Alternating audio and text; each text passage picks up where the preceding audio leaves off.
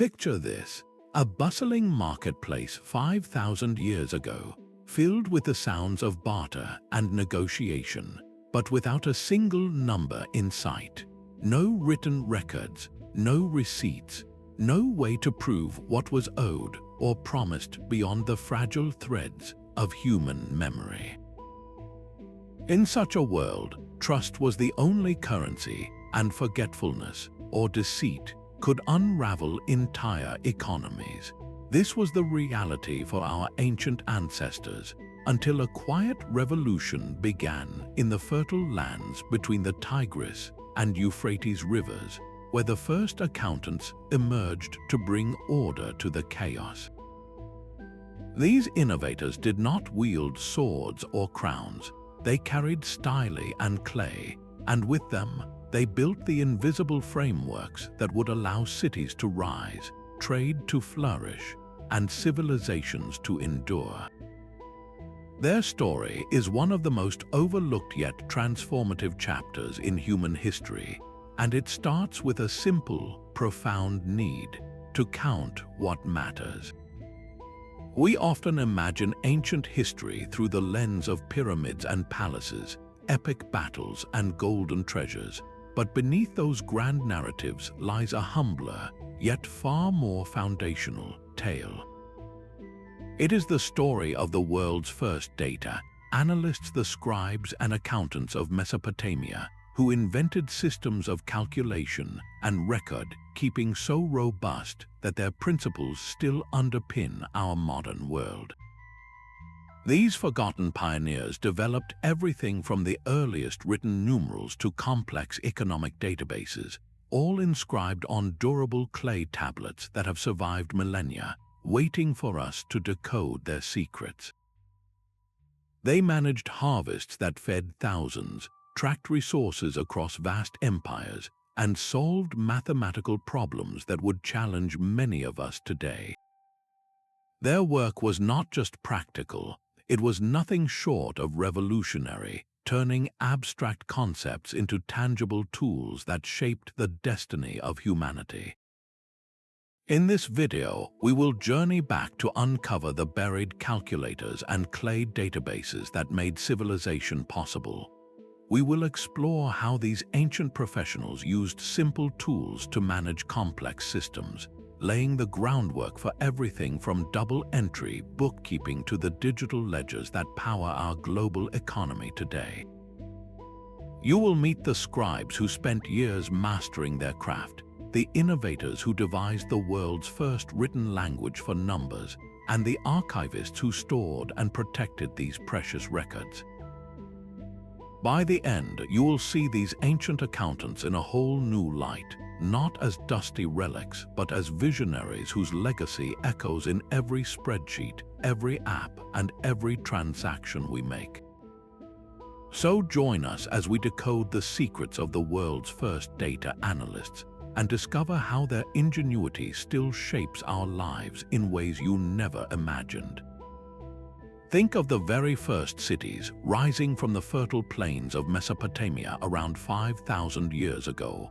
For the first time in human history, thousands of people were living together in dense, interconnected communities. This was a monumental achievement, but it came with an equally monumental problem. How do you manage it all? Before this, in smaller villages, life was simpler. A leader or a family elder could keep track of who owned which sheep, who had contributed to the harvest, and who owed what to whom, all in their head. But as these settlements grew into bustling urban centers like Uruk and that system began to break down under the sheer weight of complexity. Imagine a sprawling temple warehouse, its rooms overflowing with thousands of sacks of grain, jars of oil, and bales of wool from the surrounding farmlands. How does the high priest know how much grain was received, how much is still in storage, or how much should be distributed to the workers building a new ziggurat? Relying on memory was no longer just impractical, it was a direct threat to the city's survival. One forgotten promise, one misremembered debt, and the delicate web of trust and reciprocity that held society together could snap. This was the crisis that sparked a revolution, not a revolution of weapons, but of information. The pressure came from three main areas that were all exploding in scale simultaneously. First was agriculture. The development of irrigation allowed for massive surplus harvests.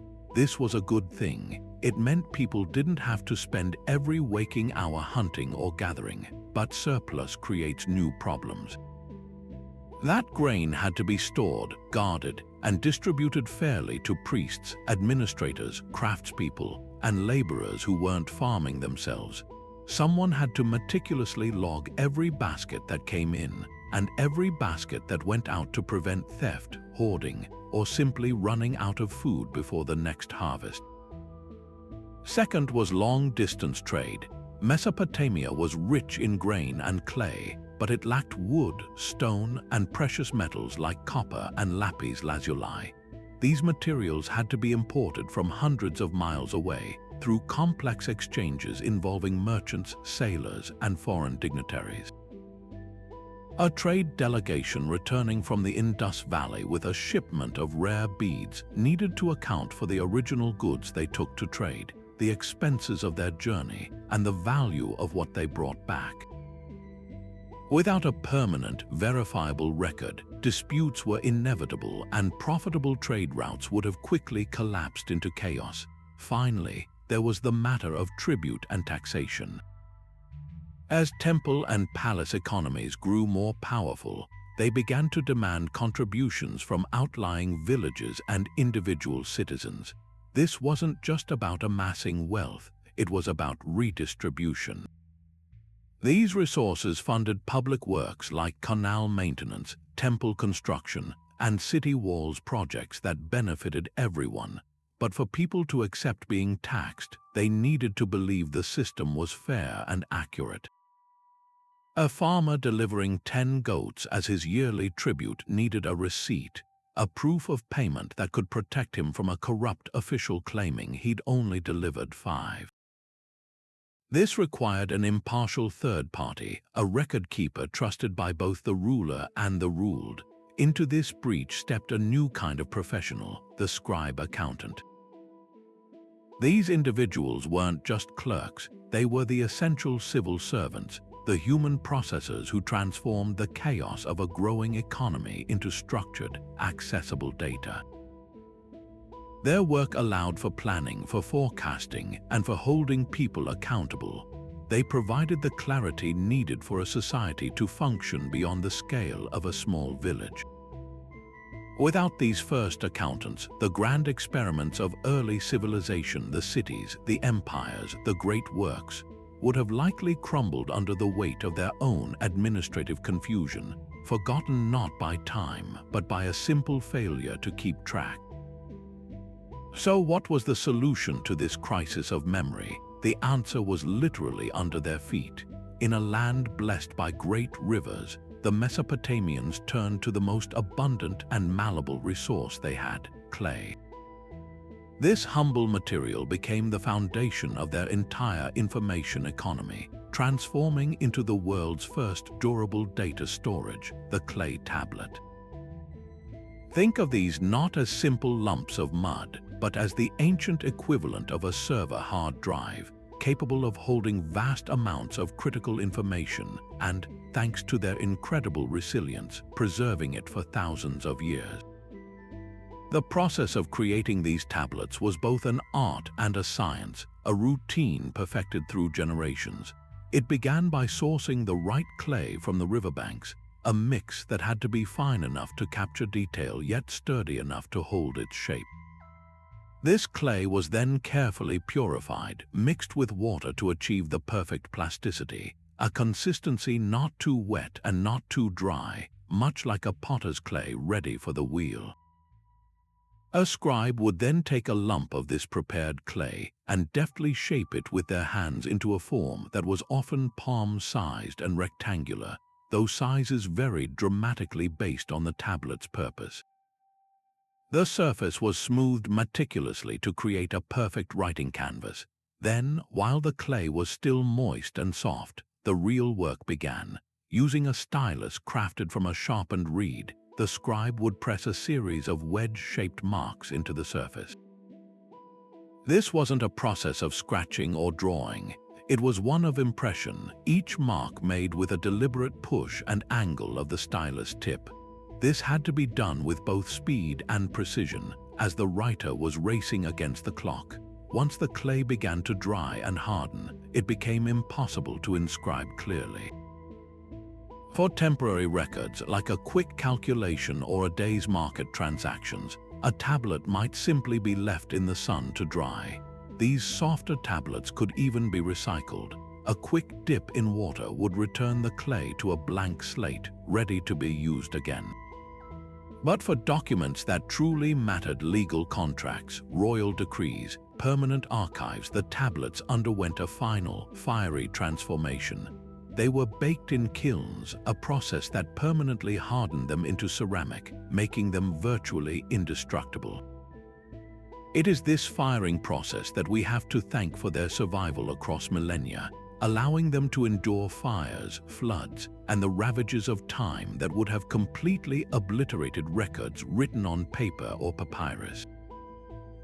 The variety of these tablets is a story in itself. Some were tiny, no larger than a thumbprint, used for simple labels or quick memos.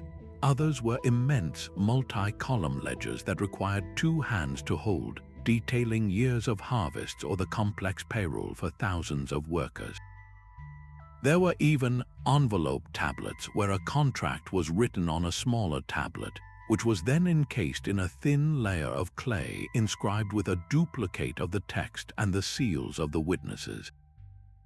This acted as a tamper-proof security system. If anyone disputed the terms, the outer shell could be broken open to reveal the original, pristine record inside. The content stored on these ancient hard drives was the lifeblood of civilization. They were not merely lists of numbers. They contained everything from tax assessments and property deeds to marriage contracts and epic poetry. A single archive room could hold the entire economic and administrative memory of a city, a physical database that allowed rulers to manage resources, settle disputes, and plan for the future with a clarity that was previously unimaginable. Their resilience has given us an unparalleled window into the daily life of these ancient people, preserving the voices of merchants, farmers, and kings in a way that no other medium could. And it was the unique script pressed into their surfaces that gave these voices their language. But those simple impressions on clay were about to undergo a revolution of their own. The true breakthrough wasn't just the medium, it was the message, the development of a complex, standardized script that could capture not just objects, but numbers, actions, and eventually, the full complexity of human language. This was Cuneiform, the world's first writing system, and its primary purpose for centuries was accounting. The name itself, derived from the Latin word cuneus for wedge, perfectly describes its appearance, an intricate tapestry of wedge-shaped marks, each one carefully pressed into the soft clay with the corner of a reed stylus. Its evolution is a fascinating story of abstraction, beginning not with poetry or royal proclamations, but with the practical need to count sacks of grain and heads of livestock. The earliest forms were straightforward pictographs. A scribe drawing a picture of a sheep was literally counting sheep, but drawing recognizable pictures in clay was slow and cumbersome. Over generations, these detailed images became simplified, stylized, and eventually evolved into the abstract wedge patterns we recognize as cuneiform. The scribes realized that a few quick, angular impressions could convey the same meaning much faster, turning writing from an art into an efficient tool for daily record keeping. The system for numbers was particularly ingenious and reveals a remarkably sophisticated mathematical mind. For counting discrete objects like animals, jars, or tools, accountants used a base 10 system.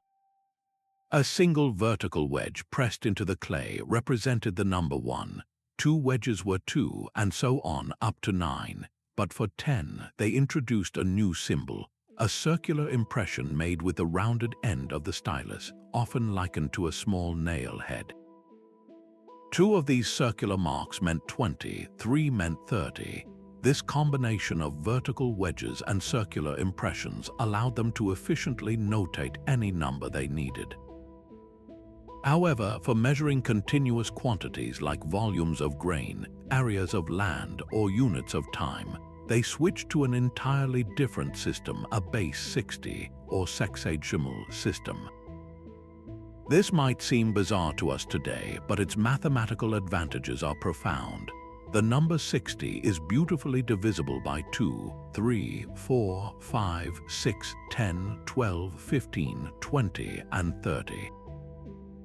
This made calculations involving fractions, which were essential for dividing harvests or calculating interest rates, incredibly smooth and avoided messy remainders.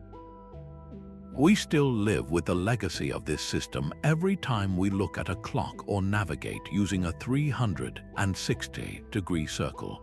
This wasn't just theoretical, it was applied with rigorous precision in the daily grind of temple and palace administration.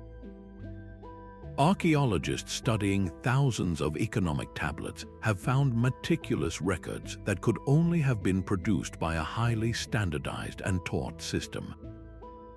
For instance, a tablet might record the issuance of barley rations to a group of workers. It would list each man's name, the number of days he worked, and the exact volume of barley he was owed, calculated using established rates and the sexagesimal system.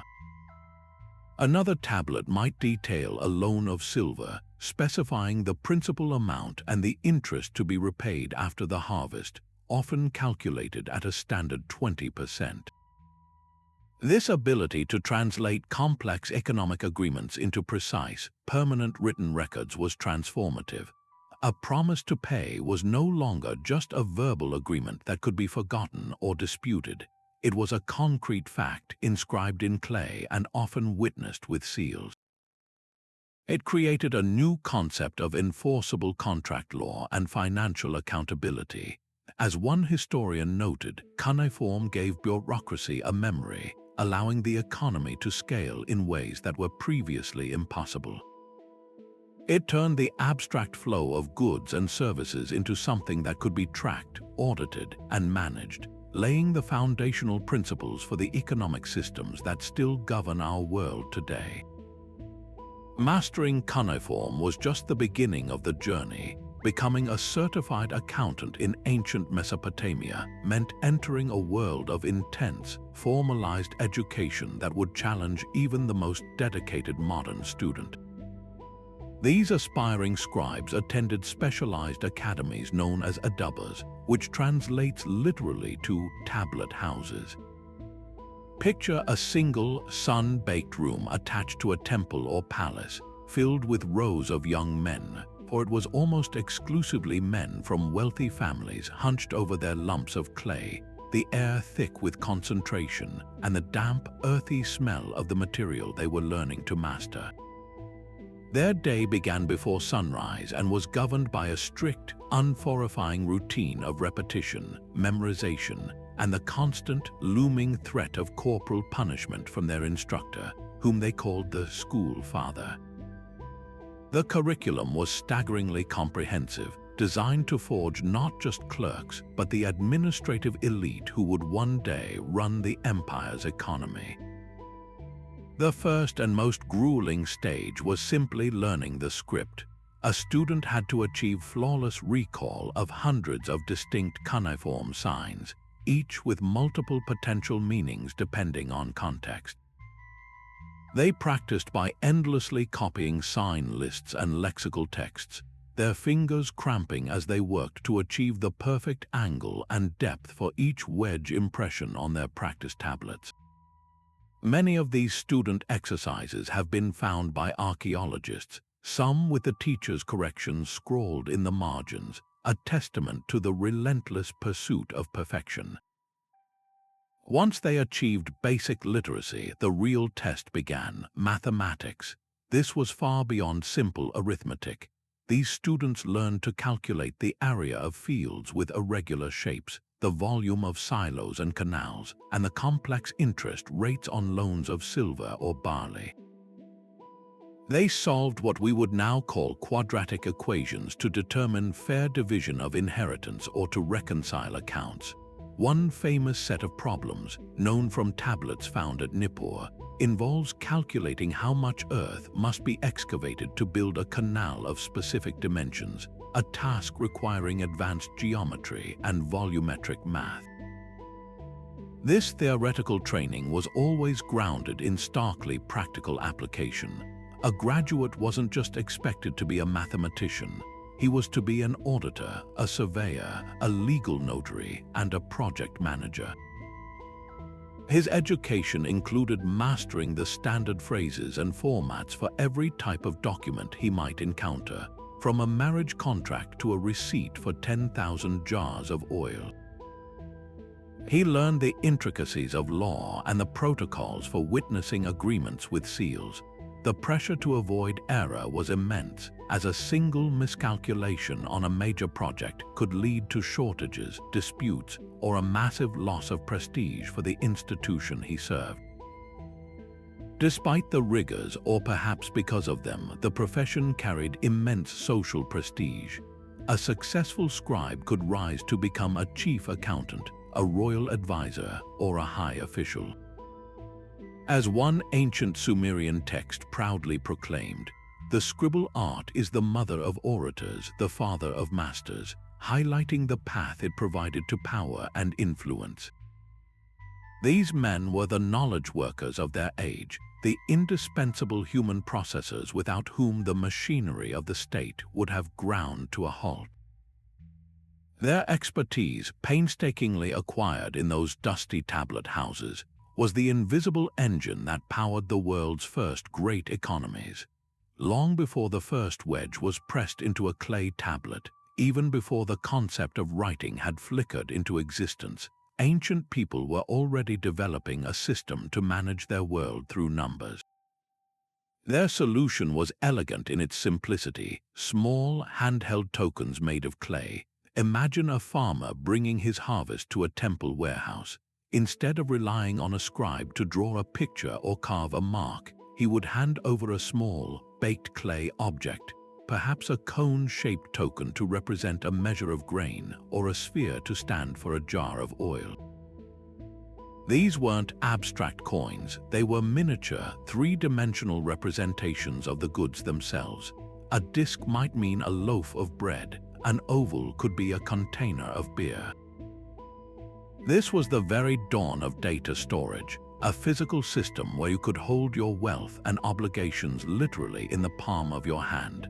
This system, which archaeologists believe was in use for thousands of years across the ancient Near East, evolved into something remarkably sophisticated. It wasn't just a local tool for a single village. It became the backbone of long-distance trade. A merchant preparing to travel hundreds of miles to trade wool for precious metals couldn't possibly carry all his goods with him as a sample. Instead, he might carry a pouch of tokens. Each one was a promise, a tangible guarantee of the goods he had back home or was contracted to deliver. The recipient, familiar with the standardized shapes, would understand the agreement without sharing a single word of a common language. This was a universal, pre-linguistic code for commerce, enabling complex transactions across cultures and vast distances. Excavations at ancient sites like Uruk have uncovered caches of these tokens, often found in groups that likely represent specific transactions or inventories, giving us a silent glimpse into the bustling marketplaces of the prehistoric world. The story takes its next revolutionary turn with the work of archaeologist Denise Schmant-Besserat. Her extensive research led to the compelling token theory, which proposes a direct evolutionary link between these simple objects and the invention of writing. She observed that over centuries the token system grew more complex. To handle larger transactions, new token shapes were invented, including more abstract forms that represented numerical values or specific quantities rather than just types of goods. But a new problem emerged. How do you protect the tokens which represented a binding agreement from being lost, tampered with, or altered? The solution was as ingenious as the tokens themselves. Scribes began placing the tokens inside a hollow ball of soft clay, which they would then fold and seal shut. This clay ball or envelope served as a secure container. But then came the true spark of genius. Before the clay envelope hardened, the scribe would press the tokens into the outside of the clay, leaving clear impressions that indicated exactly what was sealed inside. You no longer had to break the envelope to know its contents. The information was right there on the surface. This simple act of impressing the tokens onto clay was the critical cognitive leap. It moved information from the third dimension to the second. Soon, someone realized that the impressions alone were sufficient. There was no longer any need to actually seal the tokens inside.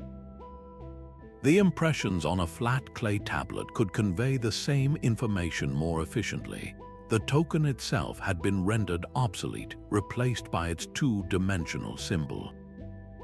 A real-world object, a jar of oil, was first represented by a physical token, which was then represented by an abstract mark on clay. This was the birth of abstract numerical representation, the moment a symbol was decoupled from the physical object it stood for. This breakthrough didn't just create a new way to record things, it fundamentally changed how people thought. It allowed them to manipulate symbols for goods and quantities mathematically, to add them up, subtract them, and plan for the future using abstract data rather than physical piles of stuff.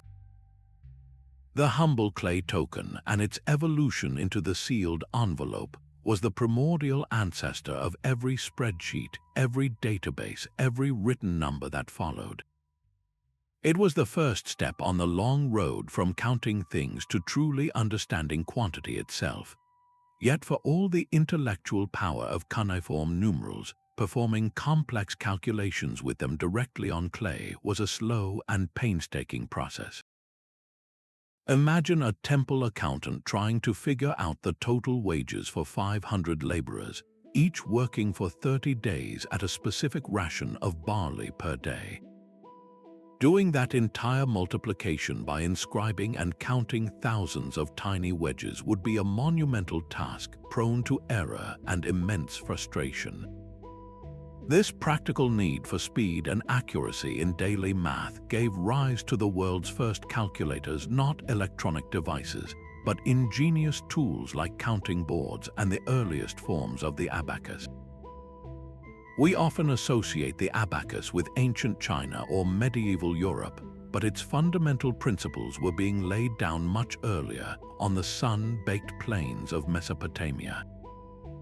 These weren't the beaded frames we picture today, but something more fluid and immediate.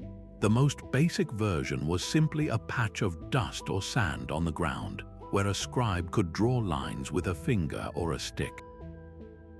More sophisticated versions were wooden boards with grooves carved into them or lines painted on their surface. Instead of beads, they used small pebbles, clay tokens, or even beans placed into these columns. Each column represented a different place value, ones, tens, 60s, and so on, perfectly mirroring the sexagesimal numeral system they used on their tablets. Let's walk through that grain shipment calculation to see it in action. Our accountant needs to multiply 500 workers by 30 days to find the total number of workdays. On his counting board, he has columns for the higher values like 60s and 3000s, 600s, and for the units. He first represents 500, which in base 60 is 8 units of 60 plus 20 units of 1. So he places 8 pebbles in the 60s column and 2 in the 10s column. Now he needs to multiply this by 30. Instead of a complex written operation, he uses a series of simplified repetitive additions, a process we now call shifting. Multiplying by 30 is the same as multiplying by 3 and then by 10. He might first triple the entire amount, moving pebbles between columns as they accumulate, and then shift all the values over one column to multiply by 10. The physical movement of the pebbles makes the math visual and tangible. He can see when a column has more than 60 pebbles and needs to be converted into one pebble in the next highest column. Within minutes, the board displays the answer, 15,000 total workdays. He can then use this total to calculate the barley owed, all without pressing a single wedge into clay until he was ready to make the final, permanent record. The efficiency of this method is breathtaking. It turned complex arithmetic, which could take an hour to do manually, into a task that took mere minutes. More importantly, it drastically reduced errors. A mistake with a pebble is easy to spot and correct instantly. A mistake etched into drying clay is permanent, requiring the scribe to score it out messily, which could lead to disputes or accusations of fraud.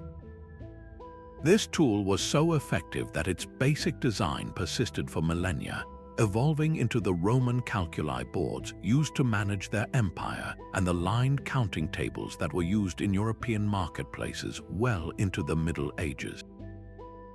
The abacus was more than a convenience. It was a testament to a fundamental human drive that still powers our technological evolution today: the desire to offload mental labor onto a tool to create an external system that enhances our own cognitive abilities.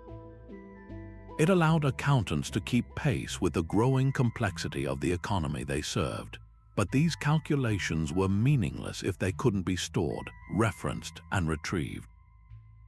The fleeting arrangement of pebbles on a board had to be translated into a permanent form, and that required a system far more robust than a wooden tray. All of those calculations, contracts, and inventories had to go somewhere. They couldn't simply be piled in a corner. The very survival of the city-state depended on their safekeeping and, more importantly, their retrievability. This led to the creation of the world's first dedicated data centers, the clay tablet archives. Picture a large, windowless room attached to the main temple or palace, its walls lined with row upon row of wooden shelves. Each shelf is packed not with books, but with hundreds of baked clay tablets organized meticulously. In cities like Ebla in modern-day Syria or Nippur in Mesopotamia, these archives contain tens of thousands of these documents, representing the entire administrative and economic memory of a kingdom. This was not a haphazard collection. It was a highly organized library of numbers, a physical database engineered for efficiency. The system of organization was remarkably sophisticated, reflecting a deep understanding of information management. Tablets weren't just dumped into a bin. They were often stored in neat rows on shelves, but also in large ceramic jars, woven baskets, or even clay boxes. Each container carefully labeled with a smaller tablet affixed to its side, acting as a kind of contents page. These labels might describe the general subject of the tablets inside: harvest records from the northern fields, year of the high priest in Lil Bani, or they might use a numerical referencing system. Tablets themselves could be tagged for easy retrieval. Some had a string hole drilled through them before baking, allowing them to be tied together with others from the same case or transaction. They were typically categorized in ways that feel very modern to us: by date, by the official in charge, by geographical region, or by subject matter, such as all tablets related to textile production, livestock, or metalworking. This meant an archivist, when presented with a dispute over a land sale from 5 years prior, could theoretically walk into the archive and locate the original contract, the surveyor's report, and the witness statements within minutes. This ability to instantly access historical data was a form of power, enabling rulers to make informed decisions based on precedent and past performance. The individual responsible for this monumental task was the archivist, a role of immense trust and responsibility. This was often a senior, highly experienced scribe who knew the filing system inside and out. His job was more than just stacking tablets. He was the guardian of institutional knowledge. He had to ensure the physical preservation of the tablets, protecting them from dampness, pests, and damage. He was the search engine of his day, the only person who could quickly navigate the vast collection to pull records for an audit, a legal proceeding, or a royal inquiry. His work made the entire system of accountability possible. Without a reliable archivist, a contract was just a piece of clay. With him, it became an enforceable piece of law, backed by the full weight of historical record. Perhaps the most stunning example of this system in action is the Royal Archive of Ebla, discovered by Italian archaeologists in the 1970s. The palace burned down around 2300 BCE, but the fire that destroyed the city had the unintended effect of baking and preserving the approximately 20,000 tablets stored within. This catastrophic event froze the archive in time, giving us a complete snapshot of a kingdom's entire administration. The tablets reveal a breathtakingly detailed and diverse economy.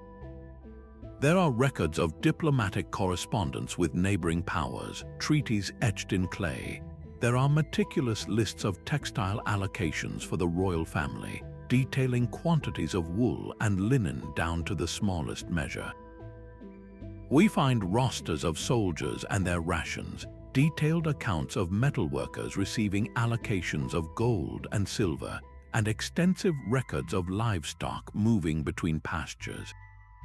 One famous set of tablets details a vast and complex trade network, showing how Ebla exported textiles and finished goods in exchange for precious metals and luxury items from across the ancient world. This one archive doesn't just tell us that Ebla was wealthy, it shows us exactly how that wealth was generated, managed, and distributed on a day-to-day basis. It proves that these ancient databases were not merely storage rooms, they were the central processing units of their civilizations, enabling a level of economic planning and control that was nothing short of revolutionary. This systematic approach to data is what allowed these early states to scale from city to empire, managing resources across vast distances with a consistency that was previously unimaginable.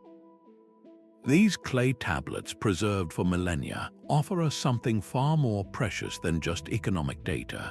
They are vibrant, unedited snapshots of daily existence, pulling back the curtain on the hopes, routines, and social fabric of people who lived thousands of years ago.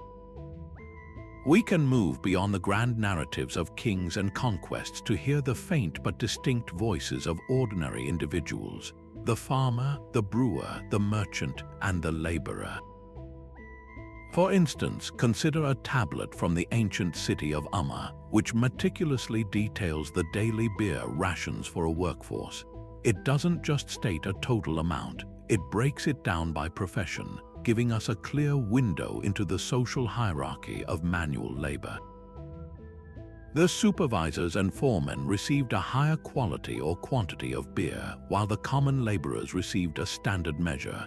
This wasn't merely about hydration. Beer was a dietary staple, a source of calories and nutrients, and its distribution was a form of currency. This single list tells us about division of labor, status differentiation within the working class, and the importance of this fermented beverage in sustaining the immense projects that built civilizations. Other records reveal the intricate rhythms of religious and community life. A tablet from Lhasa might chronicle the vast quantities of sheep, barley, and honey delivered to the temple in preparation for a major festival honoring the city's patron deity.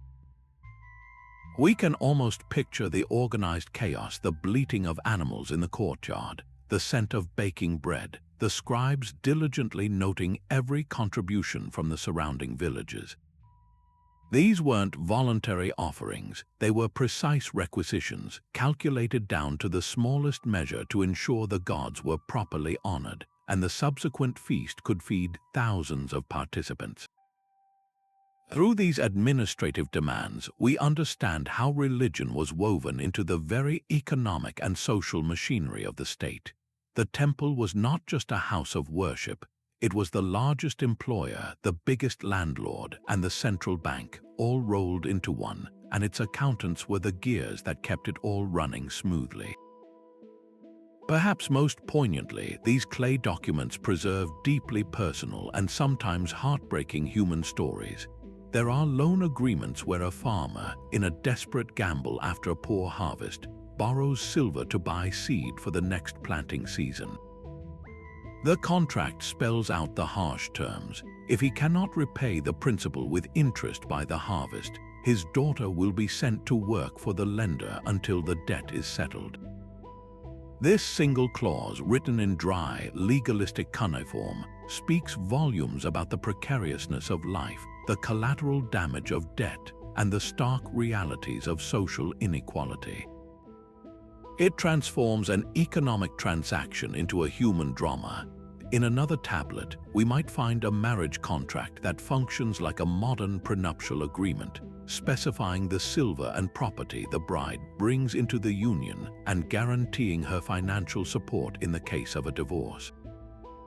This shows a surprising level of legal protection for some women within a patriarchal system, their economic rights carefully documented and enforceable in a court of law. These records are not cold and impersonal. They are filled with anxiety, hope, obligation, and ambition. They remind us that behind every wedge-shaped mark was a person trying to build a future, provide for a family, or simply survive another year. The accountants, in their relentless pursuit of order, inadvertently became the biographers of their age, preserving the raw material of everyday life for us to decipher centuries later. Of course, the system of clay and cuneiform was robust, but it was far from foolproof. It was managed by humans, after all, and humans are wonderfully, frustratingly prone to error and at times to temptation. For all their training and prestige, the ancient scribes of Mesopotamia were not immune to the simple slip of a stylus or the complex calculations of greed. The very permanence of their medium, clay, gives us a fascinatingly honest record of these failings, preserving not just their successes but also their mistakes and their deceptions, frozen in time for us to discover. We can see the tangible evidence of their struggles with accuracy, a battle fought one wedge mark at a time. A common sight on many tablets is the humble correction. A scribe, realizing he had written the wrong number, perhaps transposing digits in a long calculation of grain or miscalculating the interest on a loan of silver, didn't have the luxury of a delete key. His solution was straightforward and permanent. He would take his stylus and simply score through the erroneous number, scratching it out with a series of lines. Right beside it, or sometimes squeezed into the margin, he would then inscribe the correct figure. These corrections are more than just ancient proofreading. They are a silent testament to the constant pressure for precision. A single misplaced vertical wedge could mean the difference between recording 10 units of something and 10,000, an error with potentially catastrophic consequences for a temple's food supply or a merchant's profit margin. Beyond simple arithmetic slips, there were more conceptual errors born from the complexity of the systems they used. We might find a tablet where a scribe, perhaps a student or someone less experienced, accidentally used the base 10 counting system for discrete objects when he should have used the base 60 system for measuring a volume of grain, leading to a result that was off by a factor of 6. Or we see evidence of a fundamental misunderstanding of a standard formula, like one used for calculating the area of a field, resulting in a plot of land being vastly overvalued or undervalued. These weren't necessarily signs of incompetence. they highlight the immense intellectual burden placed on these individuals. They were human calculators, and without the safety net of digital redundancy, every single figure they pressed into the clay carried weight.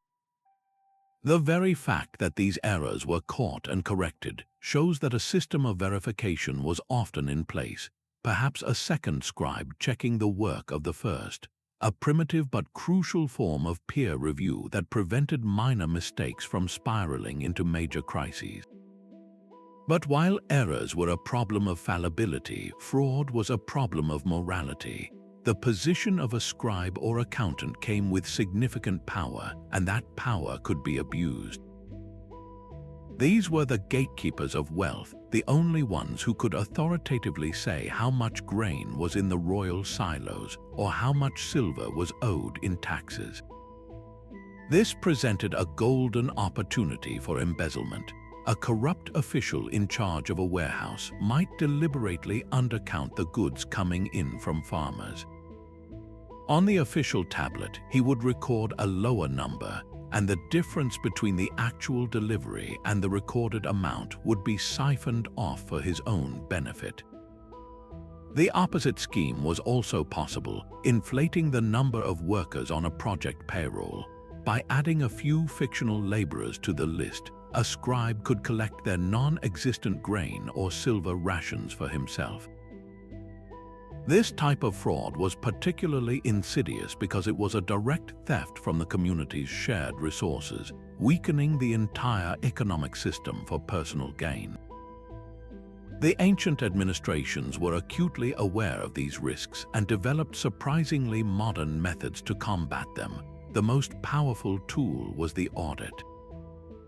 Senior officials answerable directly to the king or high priest would conduct regular surprise inspections. They wouldn't just look at the most recent tablet, they would demand to see the entire chain of records for a particular commodity over a season or even a year. They would physically count the stores in a warehouse and compare the actual amount to what the tablet said should be there. Any significant discrepancy would trigger a serious investigation. Another key deterrent was the system of sealed and witnessed contracts we discussed earlier. A loan agreement or a record of delivery that was sealed by multiple parties was much harder to falsify after the fact. If a scribe tried to alter the numbers on a sealed document, he would have to break the clay envelope, an act that would be immediately obvious and would itself be evidence of tampering. These measures created a system of checks and balances designed to make fraud difficult and risky. It reminds us that the struggle for transparency and accountability is not a modern invention. It is a timeless challenge that every complex society must solve. The solutions they crafted, from audits to tamper-proof documents, are the direct ancestors of the financial controls and regulatory frameworks we rely on today, proving that the desire for a fair and honest system is as ancient as civilization itself.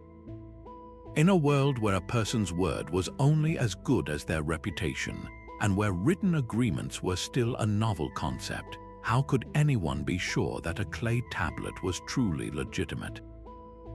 How could you trust that the promise etched into its surface was made by the person who claimed to have made it, and not some forger looking to profit from a clever deception? The ancient Mesopotamians developed a solution that was both beautifully simple and incredibly effective: the cylinder seal. This small, portable object, often no larger than a thumb, was the key to identity, trust, and legal authority in the ancient world. Imagine a tiny roller meticulously carved from stone, bone, or even precious lapis lazuli. Each one was a unique work of art, its surface covered in an intricate design that told a story, showcased a devotion to a particular god, or simply displayed a pattern of incredible complexity. This was not just a piece of jewelry. It was a person's signature, their official stamp, and their safeguard against fraud, all rolled into one. The process of using it was straightforward yet powerful. When a scribe finished inscribing the terms of a contract, a sale, or a decree onto a soft clay tablet, the parties involved would take their personal seals. They would roll the seal across the wet clay, applying gentle pressure to leave a clean, continuous impression of the carved design. This created a raised, textured pattern on the tablet's surface that was virtually impossible to replicate perfectly by hand. The seal was so personally important that its owner carried it everywhere, often drilled through the center and worn on a string around the neck or wrist, a constant, ready companion for any transaction that might arise during the day. Losing your seal was a catastrophe akin to losing your credit cards, driver's license, and notary stamp all at once. It represented your legal identity, and its loss could leave you powerless to conduct business or prove your involvement in any agreement. The security of this system was further enhanced by the practice of witnessed sealing. For particularly important documents, like the sale of a house or a large loan, it wasn't enough for just the two main parties to seal the tablet. The scribe would invite several other respected members of the community, often elders, priests, or other merchants, to add their own seal impressions to the document. This created a powerful web of verification. If one person later denied the terms of the agreement, the other witnesses could be called upon to confirm what they had seen and attested to with their own personal mark. To break a sealed contract was not just to defy one person, it was to defy the entire community that had witnessed it. This practice is a direct ancestor of our modern concept of having a document notarized. Beyond their practical function, these seals are a treasure trove for historians, offering intimate glimpses into the values and beliefs of their owners. The scenes carved into them are miniature windows into the ancient mind. Some depict mythological battles between heroes and monsters, showcasing the owner's hope for divine protection. Others show quiet, pastoral scenes of animal husbandry or offerings being made to a god, reflecting the owner's profession or piety. A merchant might choose a seal showing a ship, signaling his involvement in trade, while a royal official's seal might feature the king bestowing authority upon him. They were a form of personal branding, a way of saying, "This is who I am and this is what I stand for." The system was so robust, so perfectly adapted to the needs of a clay tablet culture, that it remained the standard for authenticating documents for over 3,000 years.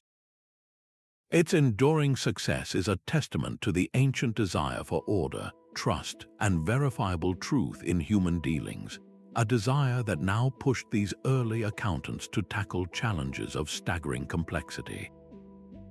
Yet the true measure of their mathematical genius is revealed not in abstract theory, but in the gritty, practical problems they solved daily. Let's examine a real challenge a Mesopotamian accountant might have faced, preserved for us on a clay tablet from the city of Larsa. Imagine a merchant has taken out a loan of 1 mina of silver, that's 60 shekels at the standard interest rate of 20% per year, but the loan is to be repaid in 5 years. Calculating the compound interest using our modern decimal system is straightforward enough, but how did they do it with their base 60 notation and without algebraic formulas? The scribe wouldn't use a single compounded calculation. Instead, he would approach it iteratively, calculating the interest for each year one step at a time. He knows that 20% of 60 shekels is 12 shekels, so after the first year, the debt grows to 72 shekels. For the second year, he must calculate 20% of 72. Here, he might use a clever trick. He knows that 10% is 7.2, so double that is 14.4. He adds that to the principal, arriving at 86.4 shekels. He continues this process meticulously for all 5 years, each time working with the awkward sexagesimal fractions that we would write as decimals. The final total would be a cumbersome number, yet he would express it perfectly in his wedge-shaped script, demonstrating a fluid, practical mastery of percentages and iterative computation that was essential for keeping commerce flowing fairly.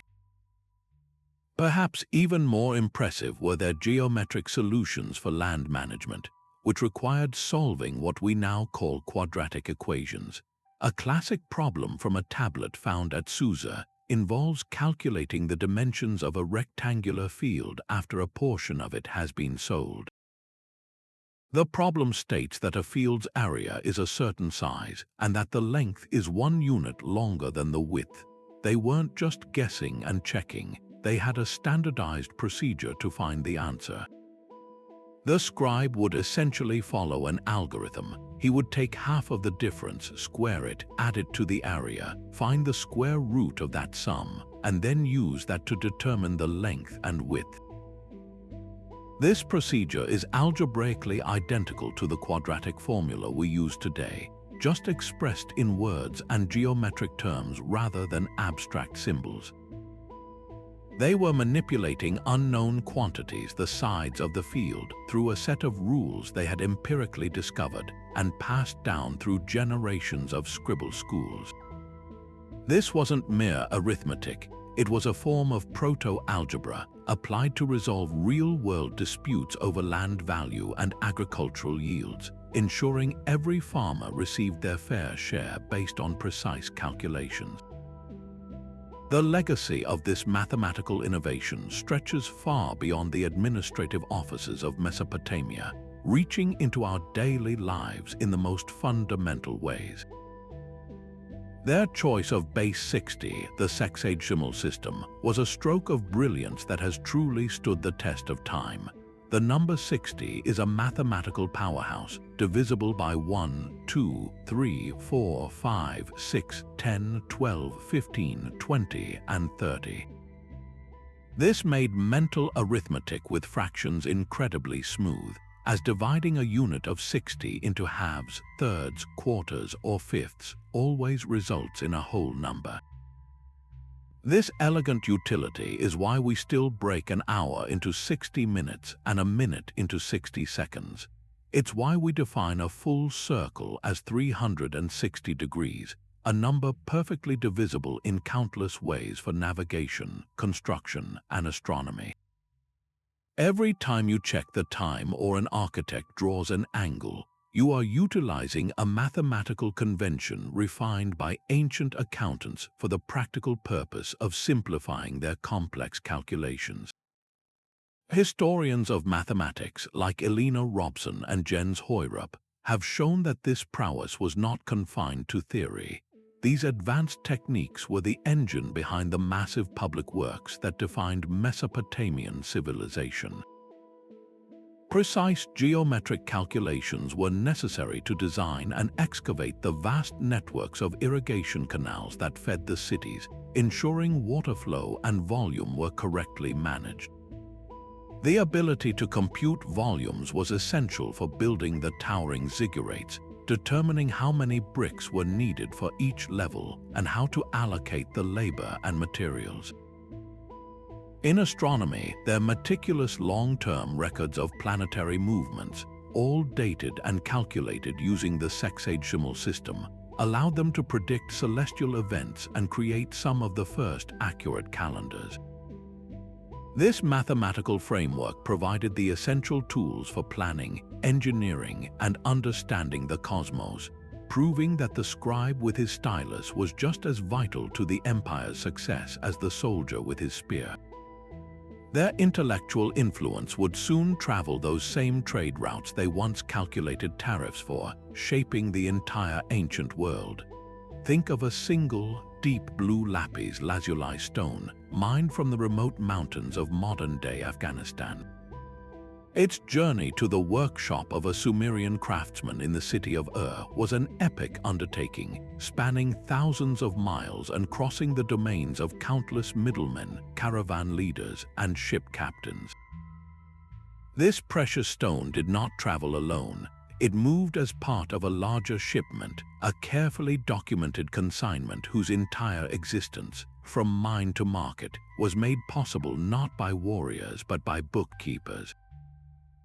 The sprawling trade networks connecting Mesopotamia to the Indus Valley, Anatolia, and Egypt were the internet of the ancient world, and the accountants were its essential coders and routers, building the protocols that allowed this complex system to function across languages and cultures. Their first and most critical innovation was the creation of standards. In a world where every city-state might have its own units of weight and volume, confusion was the greatest barrier to commerce. A merchant from Dilmun could not arrive in Ur with a shipment of copper and argue over what constituted a talent of metal. To solve this, central authorities, particularly the temples which often acted as clearinghouses for trade, established and enforced standardized systems. They produced and certified sets of stone weights, often carved in the shape of ducks, which were used to calibrate the balance scales in markets and dockside warehouses. A merchant would carry his own set of weights, but upon entering a new city, his first stop might be to the temple to have them verified against the official standard. This practice of certification created a universal language of value, ensuring that a shekel of silver in Eshnana meant the exact same thing as a shekel of silver in Ugarit, building the trust necessary for deals to be struck between strangers. The role of the scribe in this process was that of a universal translator and notary. A single trade transaction could generate a small library of documents, each serving a specific purpose in the chain of custody. Let's follow that lapis lazuli shipment.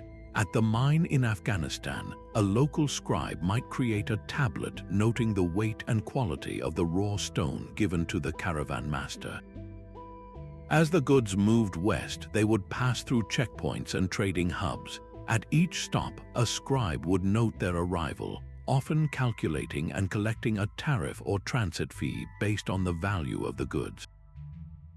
These tariffs were not arbitrary. They were calculated using established rates and converted into a mutually accepted currency, which was often silver by weight.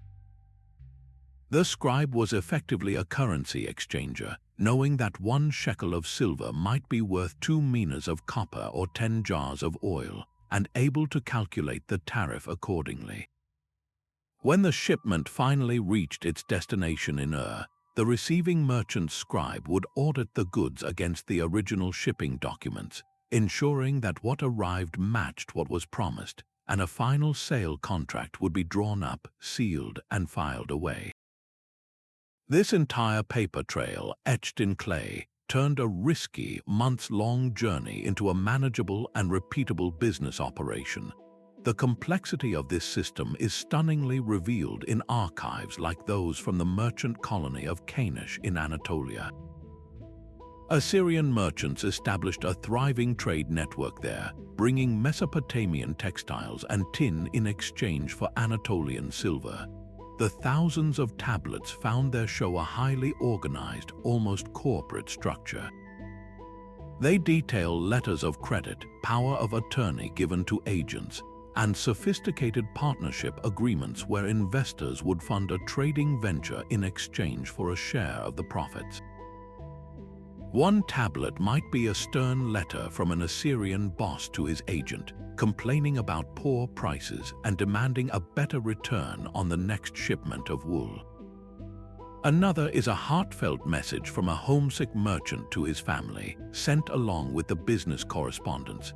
These records show that accountants were more than just record keepers. They were trusted intermediaries and deal makers. Their meticulous work provided the legal and financial framework that allowed Assyrian merchants to operate successfully in a foreign land for generations, fostering not just economic exchange but a profound cultural fusion, where Mesopotamian gods were worshipped in Anatolian temples and Anatolian words entered the Assyrian dialect. The clay tablet was the medium that made this possible, a permanent, portable, and trustworthy anchor for deals that spanned continents. It's a story that spans 5,000 years, a direct thread connecting the sun-baked clay of Mesopotamia to the glowing screens of our digital age. The principles and systems forged by those ancient accountants did not vanish with the fall of their empires. Instead, they were adopted, adapted, and refined, becoming the invisible bedrock of our modern world. Consider the revolutionary double-entry bookkeeping system that emerged in Renaissance Italy, famously articulated by Luca Pacioli. While often hailed as a medieval innovation, its core philosophy, that every credit must have a corresponding debit, creating a self-balancing system of checks and balances, is a direct conceptual descendant of the Mesopotamian desire for accountability. The ancient scribe ensuring the temple's grain receipts matched its distribution logs was engaging in a primitive form of double entry.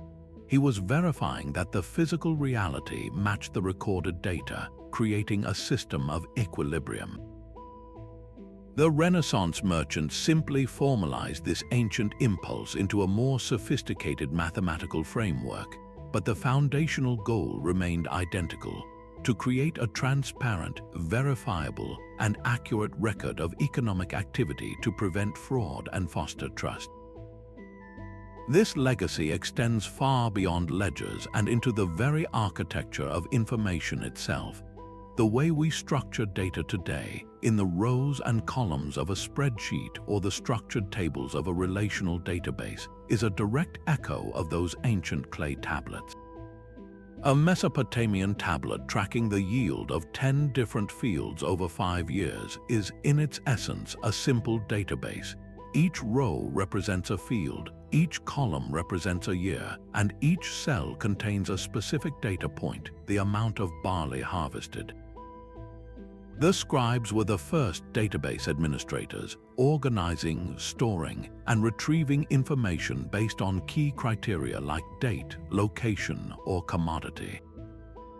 Modern database languages like SQL, which we use to query digital information, perform the same fundamental function as an archivist scanning shelves of tablets for all records from the 5th year of King Shulgi's reign. The scale and speed are unimaginably different, but the underlying logic of categorizing and calling upon structured data is a 5,000-year-old invention.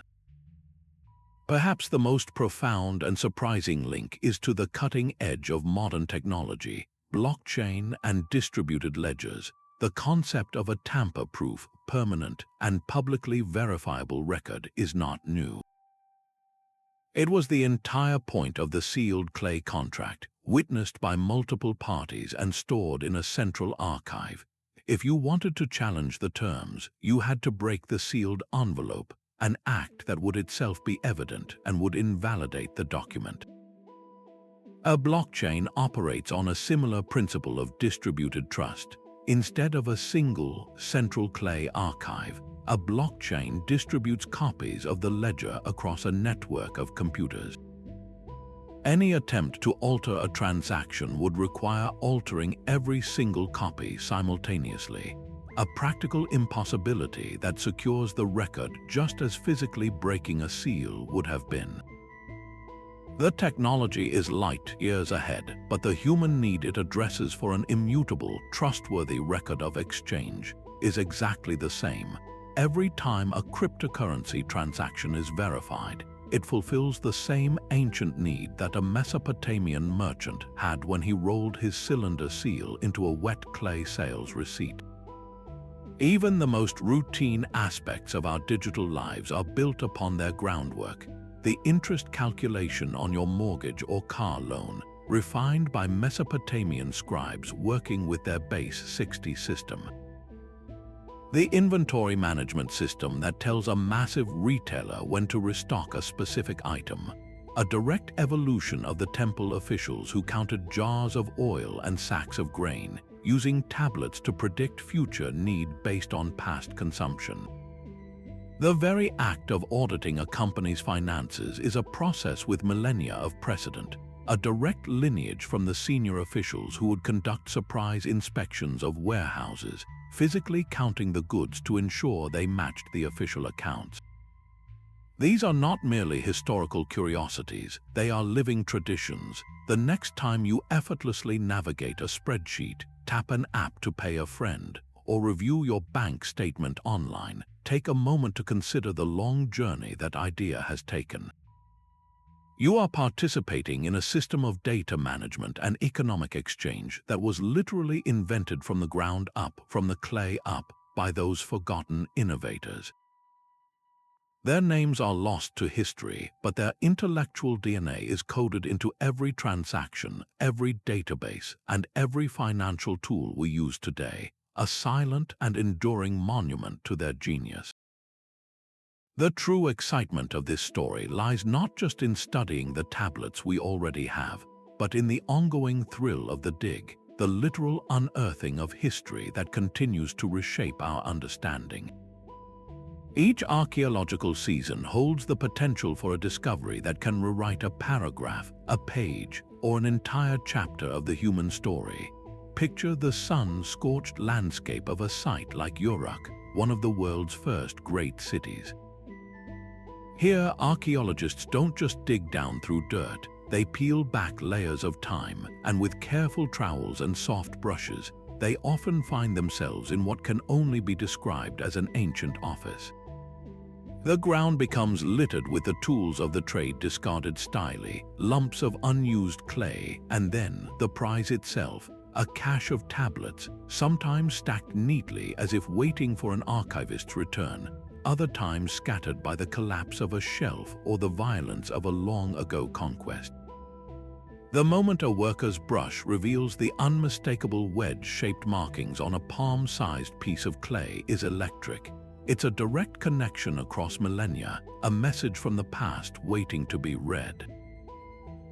The journey from that moment of discovery to a translated text displayed in a museum case is a long and painstaking one, a testament to modern archaeological science. The tablet, fragile and often broken, is first stabilized. It is carefully photographed in situ, its exact position recorded to provide context for future study. Then begins the delicate process of cleaning, sometimes using nothing more than a soft artist's brush and distilled water to remove centuries of compacted soil without damaging the surface. For tablets that are broken, the fragments are collected like a priceless jigsaw puzzle, and conservators use advanced techniques, including three-dimensional scanning, to digitally reassemble them before any physical restoration is attempted. The real magic, however, starts in the epigraphy lab. Here, experts with a deep knowledge of cuneiform and its evolution over centuries examine the tablet under raking light, where light shone from a sharp angle makes the faint impressions of the stylus stand out in clear relief. They meticulously copy the signs by hand, often discovering nuances and corrections that are invisible in a flat photograph. This process of decipherment is slow, methodical, and filled with moments of revelation. Some of the most compelling recent discoveries have come from sites like Kultepe in Turkey, ancient Kanish. This was a bustling merchant colony where Assyrian traders from Mesopotamia lived and worked alongside the local Anatolian population. The archives excavated from their houses are not dry royal decrees, they are the vibrant paperwork of international business. We find personal letters complaining about lazy business partners, detailed invoices for shipments of tin and textiles, and even marriage contracts. These tablets reveal a surprisingly globalized and sophisticated commercial world, operated by families who managed supply chains stretching over 1,000 miles. They give names and personalities to these ancient accountants, like the merchant Ashur-nadar, who wrote anxious letters home to his wife about his business worries.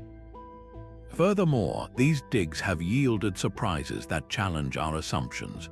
While the Ajubas, the scribble schools, were predominantly male, tablets from certain contexts, like those from the city of Sippar, suggest women associated with religious temples were also literate and involved in managing substantial economic assets, acting as accountants for vast institutional holdings.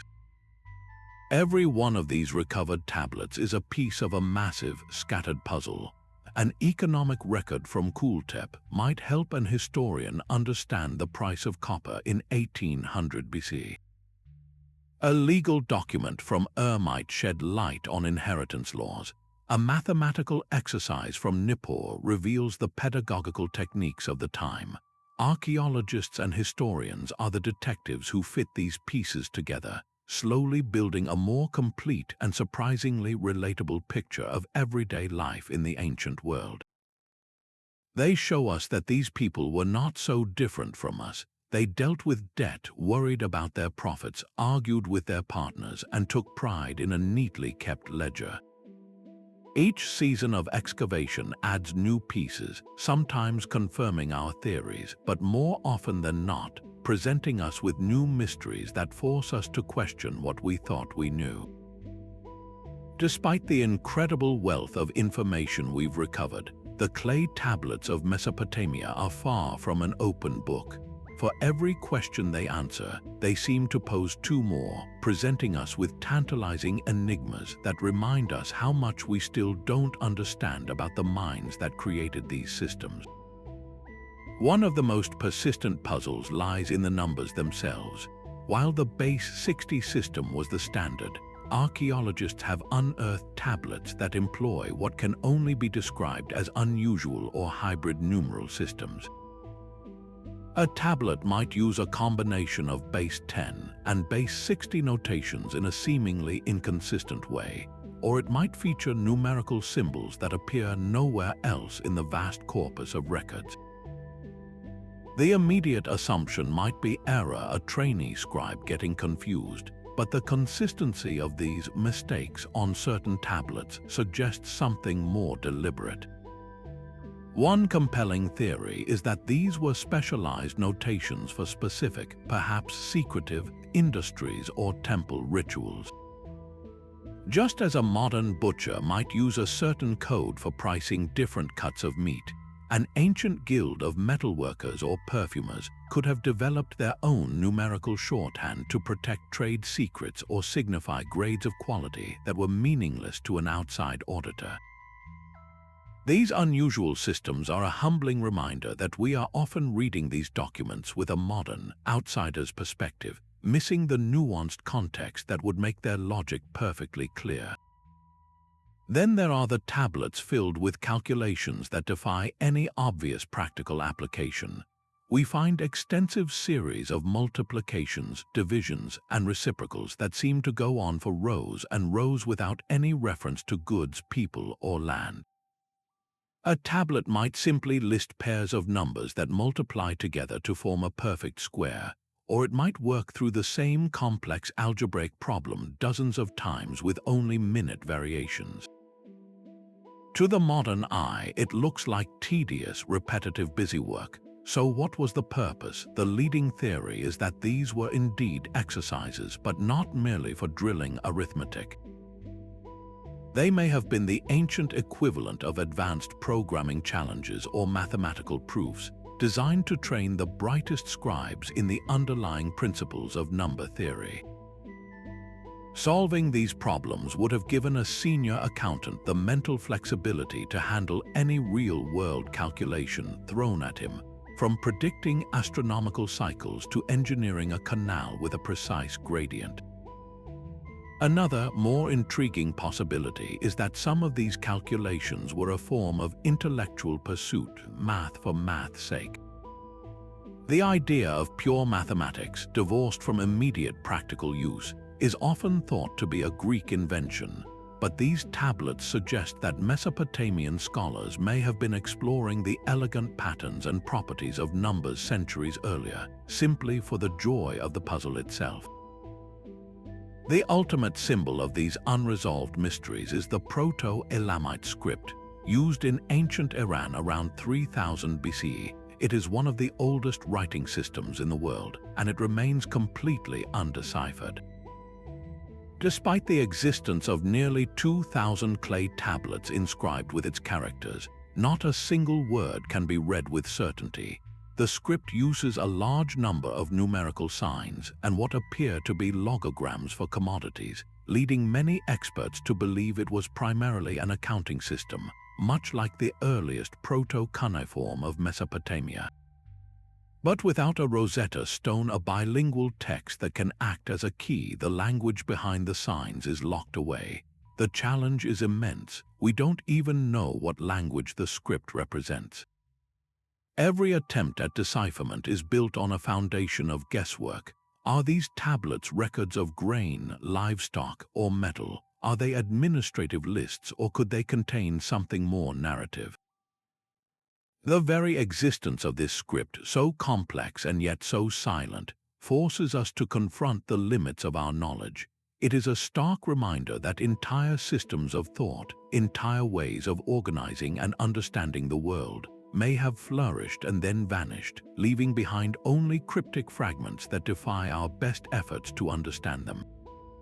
These gaps in the record are not just academic curiosities. They fundamentally shape our perception of the past. When we look at a fragmented tablet, its corners broken off and its text partially erased by time, we are seeing a history that is inherently incomplete. We might have a list of names but no context for why they are grouped together. We might have a record of a massive delivery of silver to a temple, but no explanation for the occasion. This incompleteness forces historians to become detectives, piecing together clues from archaeology, linguistics, and comparative studies to build a plausible story. It also invites us to consider the immense creativity of these ancient minds. The fact that we are still struggling to understand the full depth of their mathematical and administrative systems is a testament to their sophistication. They were not simple clerks tallying sheep. They were innovators developing complex data structures and exploring abstract numerical concepts in ways that we are only beginning to appreciate. Every unsolved mystery is a doorway to a deeper, more nuanced understanding of the past, reminding us that history is not a settled fact, but an ongoing conversation between the present and the traces the past has left behind. Yet the mastery of numbers and writing was not a path open to everyone. In the rigidly structured societies of ancient Mesopotamia, literacy was far more than a skill. It was a form of capital, a source of immense power carefully guarded and selectively distributed. The prestigious and demanding profession of the scribe accountant was almost exclusively the domain of men born into privilege, the sons of government officials, military officers, or wealthy merchants. Their families could afford the years of tuition required for a young man to attend the rigorous adaba, or tablet house, where he would dedicate himself to the grueling memorization of hundreds of cuneiform signs and complex mathematical procedures. This was not an education for the masses. It was an investment in a son's future, a ticket into the administrative class that managed the wealth of temples and palaces. The ability to read, write, and calculate was the key that unlocked a position of influence, placing these individuals at the very heart of economic and political power. They were the gatekeepers of information, and in a world increasingly run on data that made them indispensable to the state, this monopoly on numerical literacy created a self-reinforcing cycle of power. Because only a select few could read the ledgers and verify the accounts, they alone could authoritatively say how much grain was stored in the royal silos, how much silver was collected in taxes, or what was owed to a foreign merchant. This control over information translated directly into control over resources. A king might rule by divine right, but his ability to fund armies, build monuments, and feed his people depended entirely on the class of scribes who tracked every resource. Their records could make or break a powerful family, validate or void a land claim, and determine the fate of entire communities. By restricting this knowledge to a small, elite group, the state ensured that power remained concentrated. It created a sharp divide between the literate administrators and the vast majority of the population. who were enumerate and reliant on the scribes to interpret their own economic reality for them. This wasn't just a social hierarchy, it was an informational one where authority was derived not just from birth or force, but from the exclusive ability to process and possess data. This dynamic becomes even starker when we contrast these literate, accounting-driven societies with contemporary cultures that relied solely on oral traditions. In an oral culture, agreements were made face-to-face, witnessed by the community, and remembered through storytelling and ritual. While this system relied on deep trust and social cohesion, it was also inherently flexible and vulnerable to shifting memories and interpretations. The introduction of permanent written records, especially for economic transactions, fundamentally changed the nature of authority.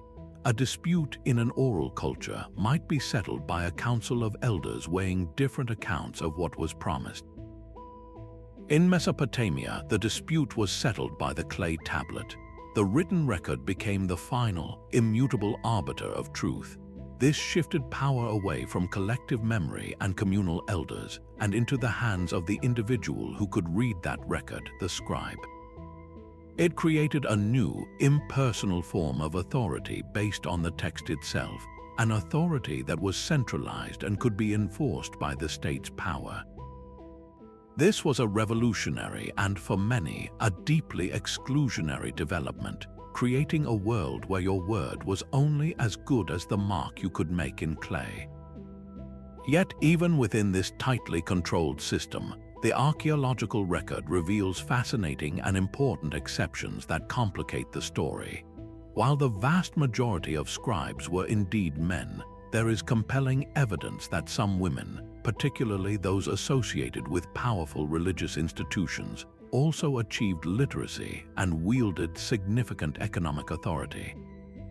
In the city of Sippar, the temple of the sun god Shamash was run by highly influential priestesses known as Natatu.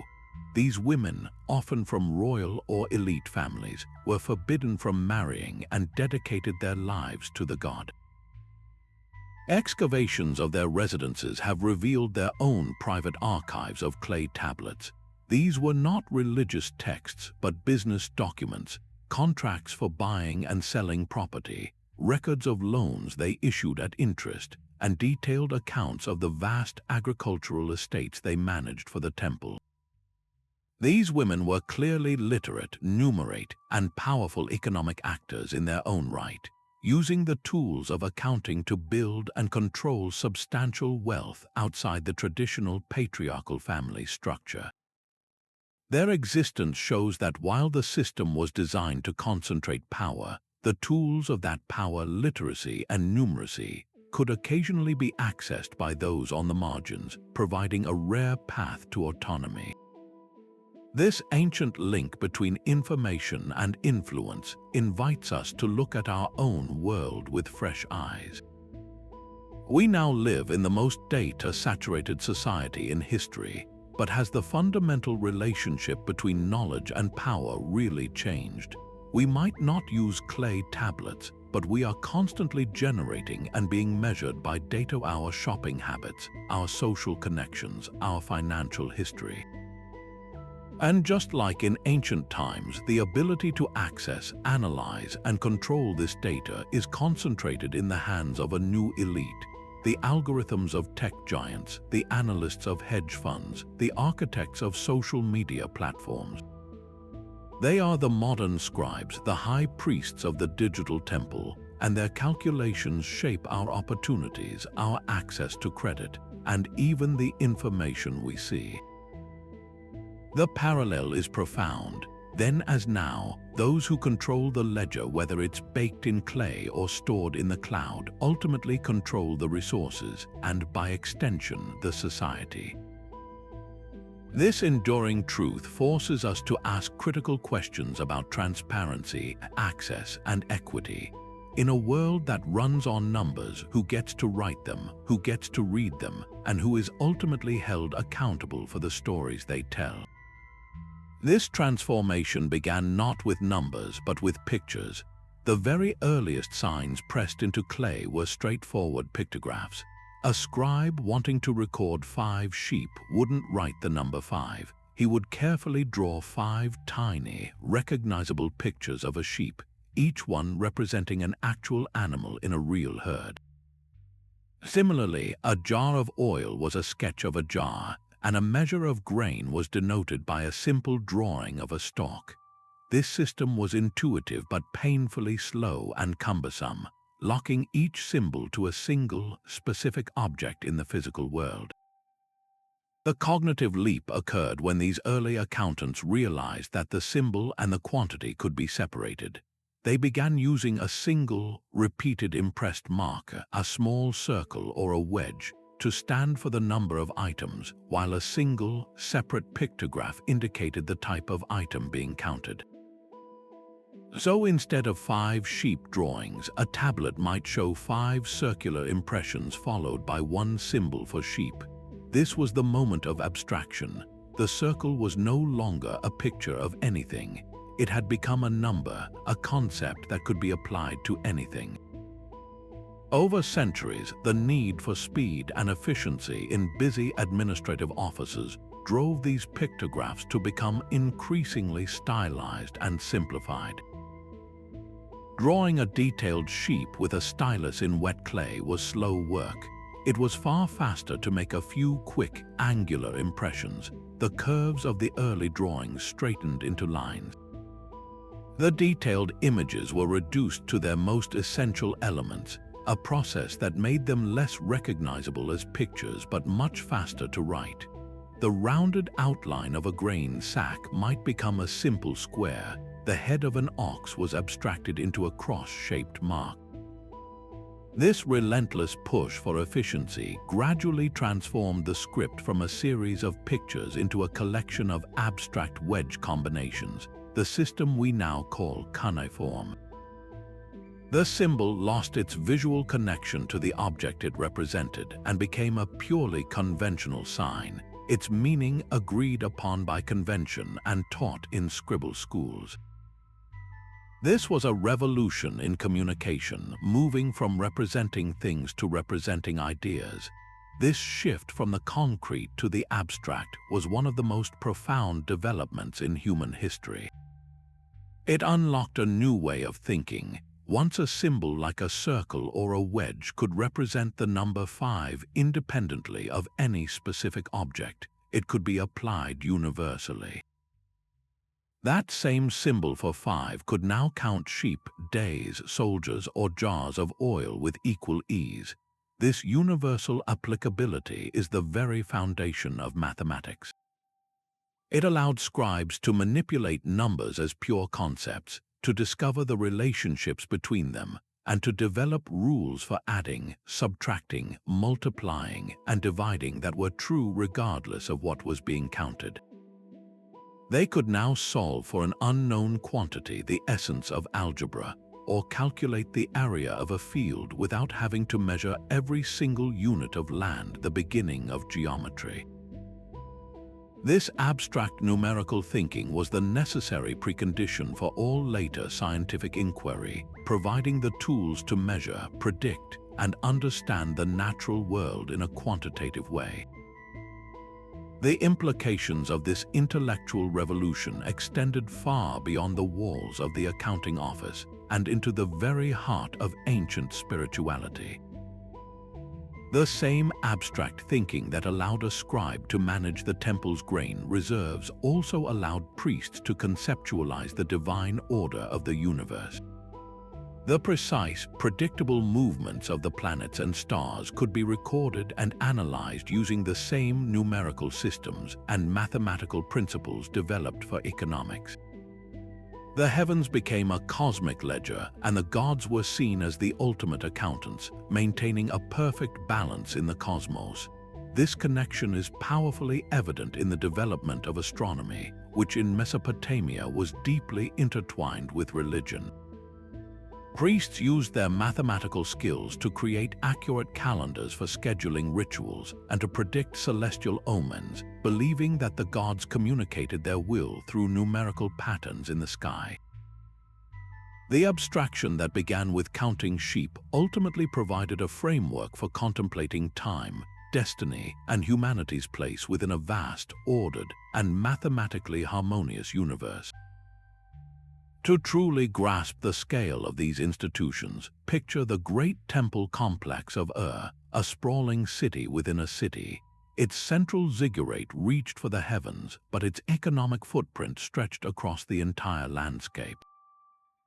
The temple owned thousands of acres of prime farmland, tended by a workforce of dependent laborers, sharecroppers, and slaves.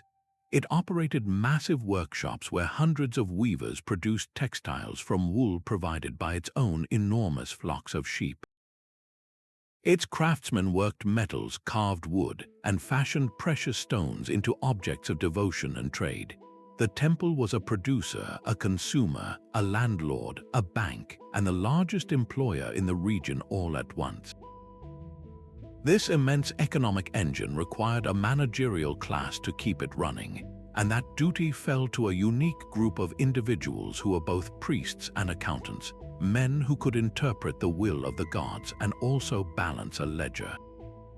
Their role was sacred, rooted in the belief that the entire community's prosperity depended on maintaining the favor of the deities through meticulous care and provision. The primary duty of these scribe priests was to manage the assets of the gods themselves. In the Mesopotamian worldview, the gods were the literal owners of the city and all its wealth.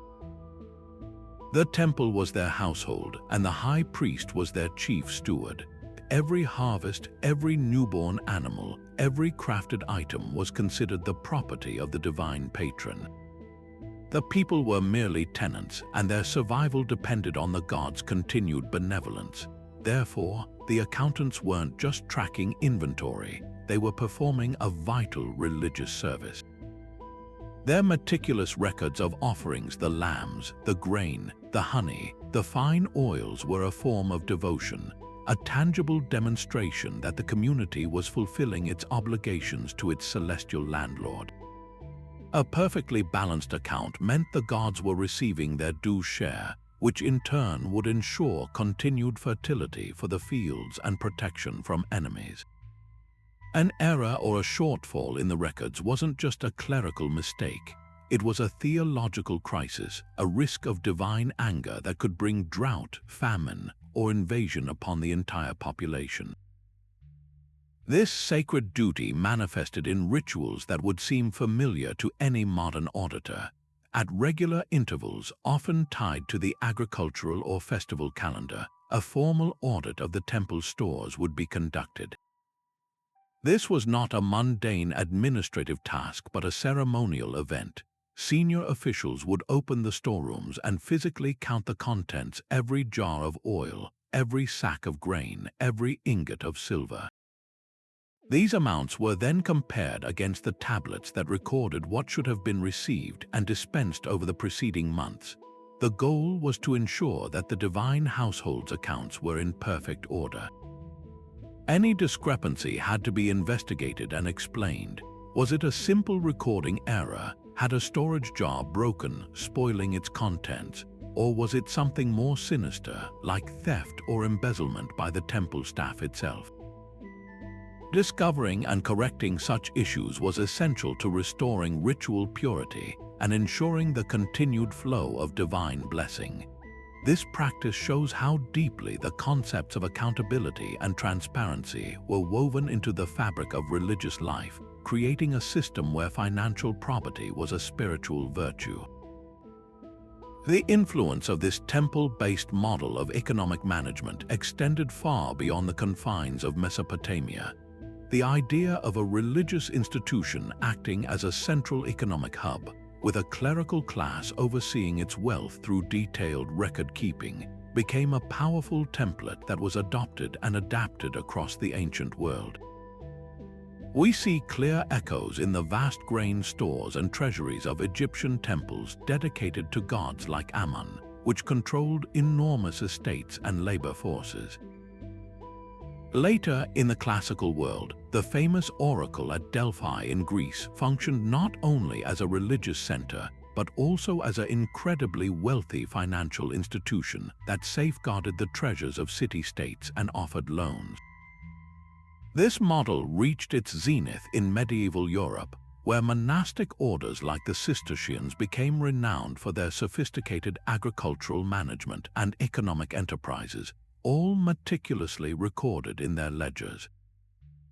The very notion of a church treasury or a religious tithe, a mandatory contribution of a portion of one's income, is a direct descendant of the ancient Mesopotamian belief that a portion of all wealth rightfully belonged to the divine and must be accounted for with sacred precision.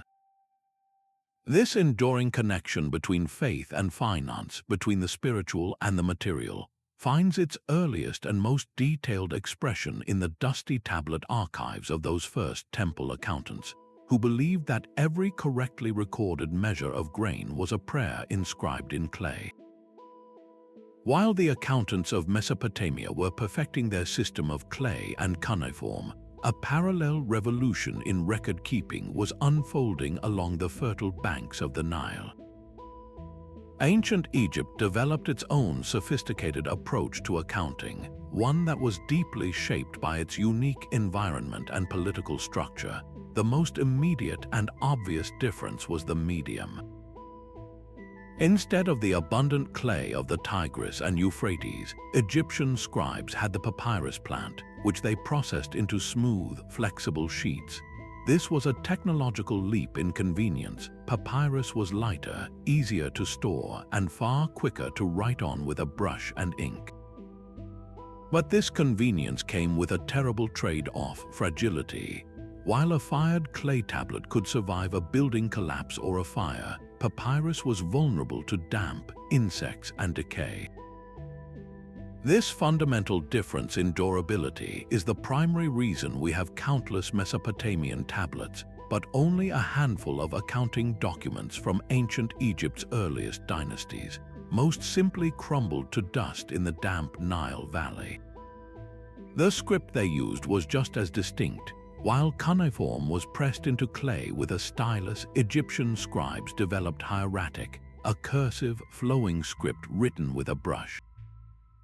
It was a faster, more efficient version of the formal hieroglyphs seen on temple walls, perfectly suited for the rapid notation required in administrative work.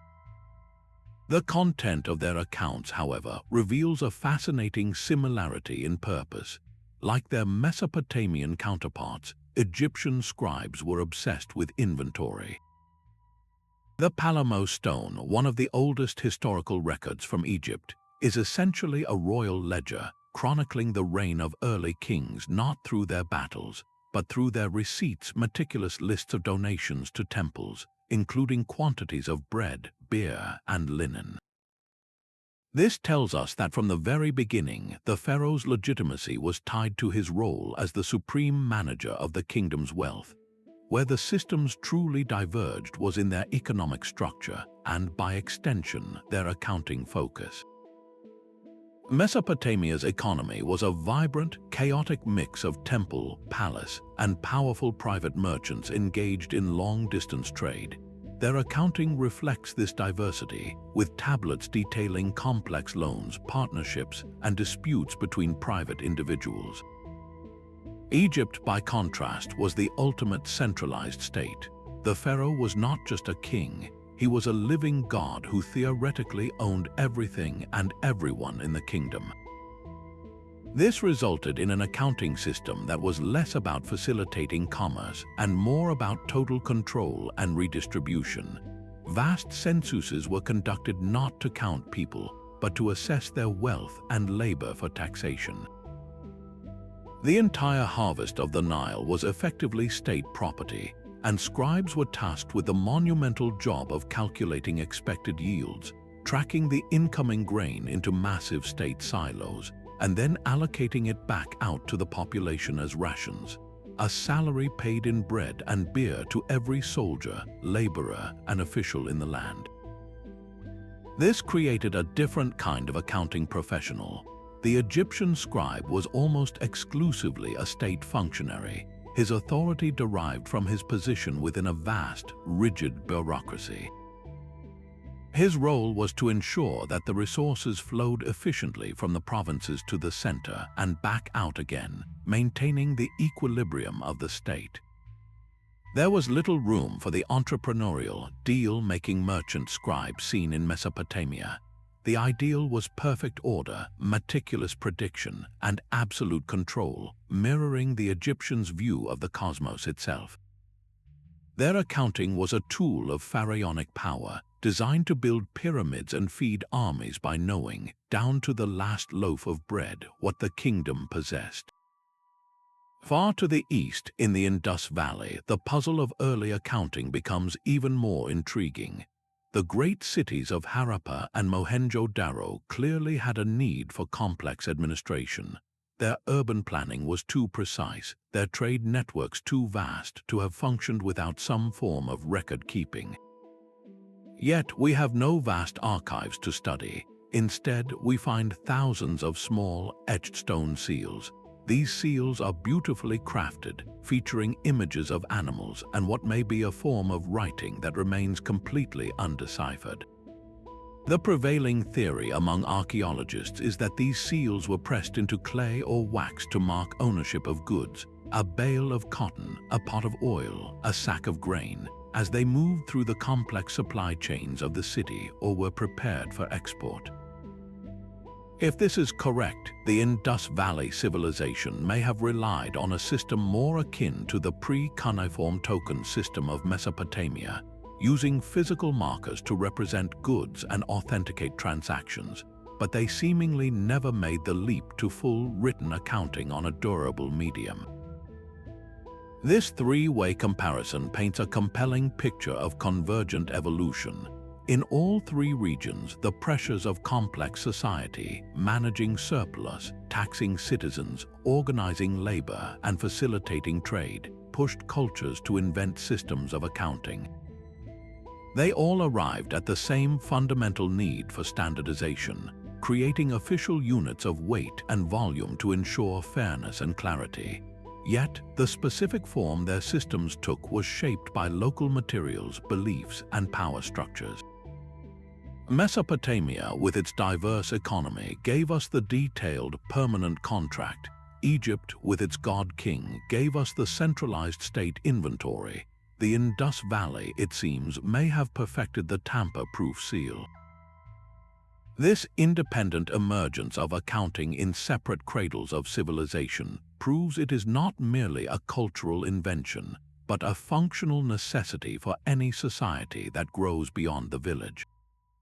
It is a technology that emerges naturally from complexity, a tool humanity seems destined to reinvent whenever we try to build something grand together. While papyrus scrolls crumbled to dust and ink faded on parchment, the humble clay tablet possessed a secret superpower near immortality. The very fragility of its wet, malleable state was transformed through fire or sun into an indestructible ceramic time capsule. This incredible durability is the single greatest reason we can tell this story today. It all comes down to the simple yet profound alchemy of clay itself. Sourced from the silt-rich banks of the Tigris and Euphrates, this material was a perfect blend of fine particles that could hold a sharp impression. When a scribe finished inscribing a tablet, its fate determined its longevity. Those left to dry in the fierce Mesopotamian sun became hard and durable enough for temporary use, yet they could be recycled with a splash of water, their information wiped clean for the next calculation. But for the records that truly mattered, the legal contracts, the royal decrees, the eternal archives, the tablets underwent a metamorphosis. They were placed in kilns and baked at relatively low temperatures, a process that drove out the remaining water and permanently altered the clay's chemical structure, sintering the particles together to create a solid ceramic object. This transformation is what allowed these records to cheat time in a way no other ancient medium could. The most dramatic proof of this lies in the very disasters that destroyed the cities that created them. The catastrophic fire that consumed the royal palace at Ebla around 2300 BC should have erased its history. Instead, the inferno acted as a giant, if unintended, kiln, firing the thousands of tablets in the archive and preserving them for 43 centuries. Archaeologists found them not as ash but as hardened, legible records, their information sealed for eternity by the very event that wiped out the kingdom.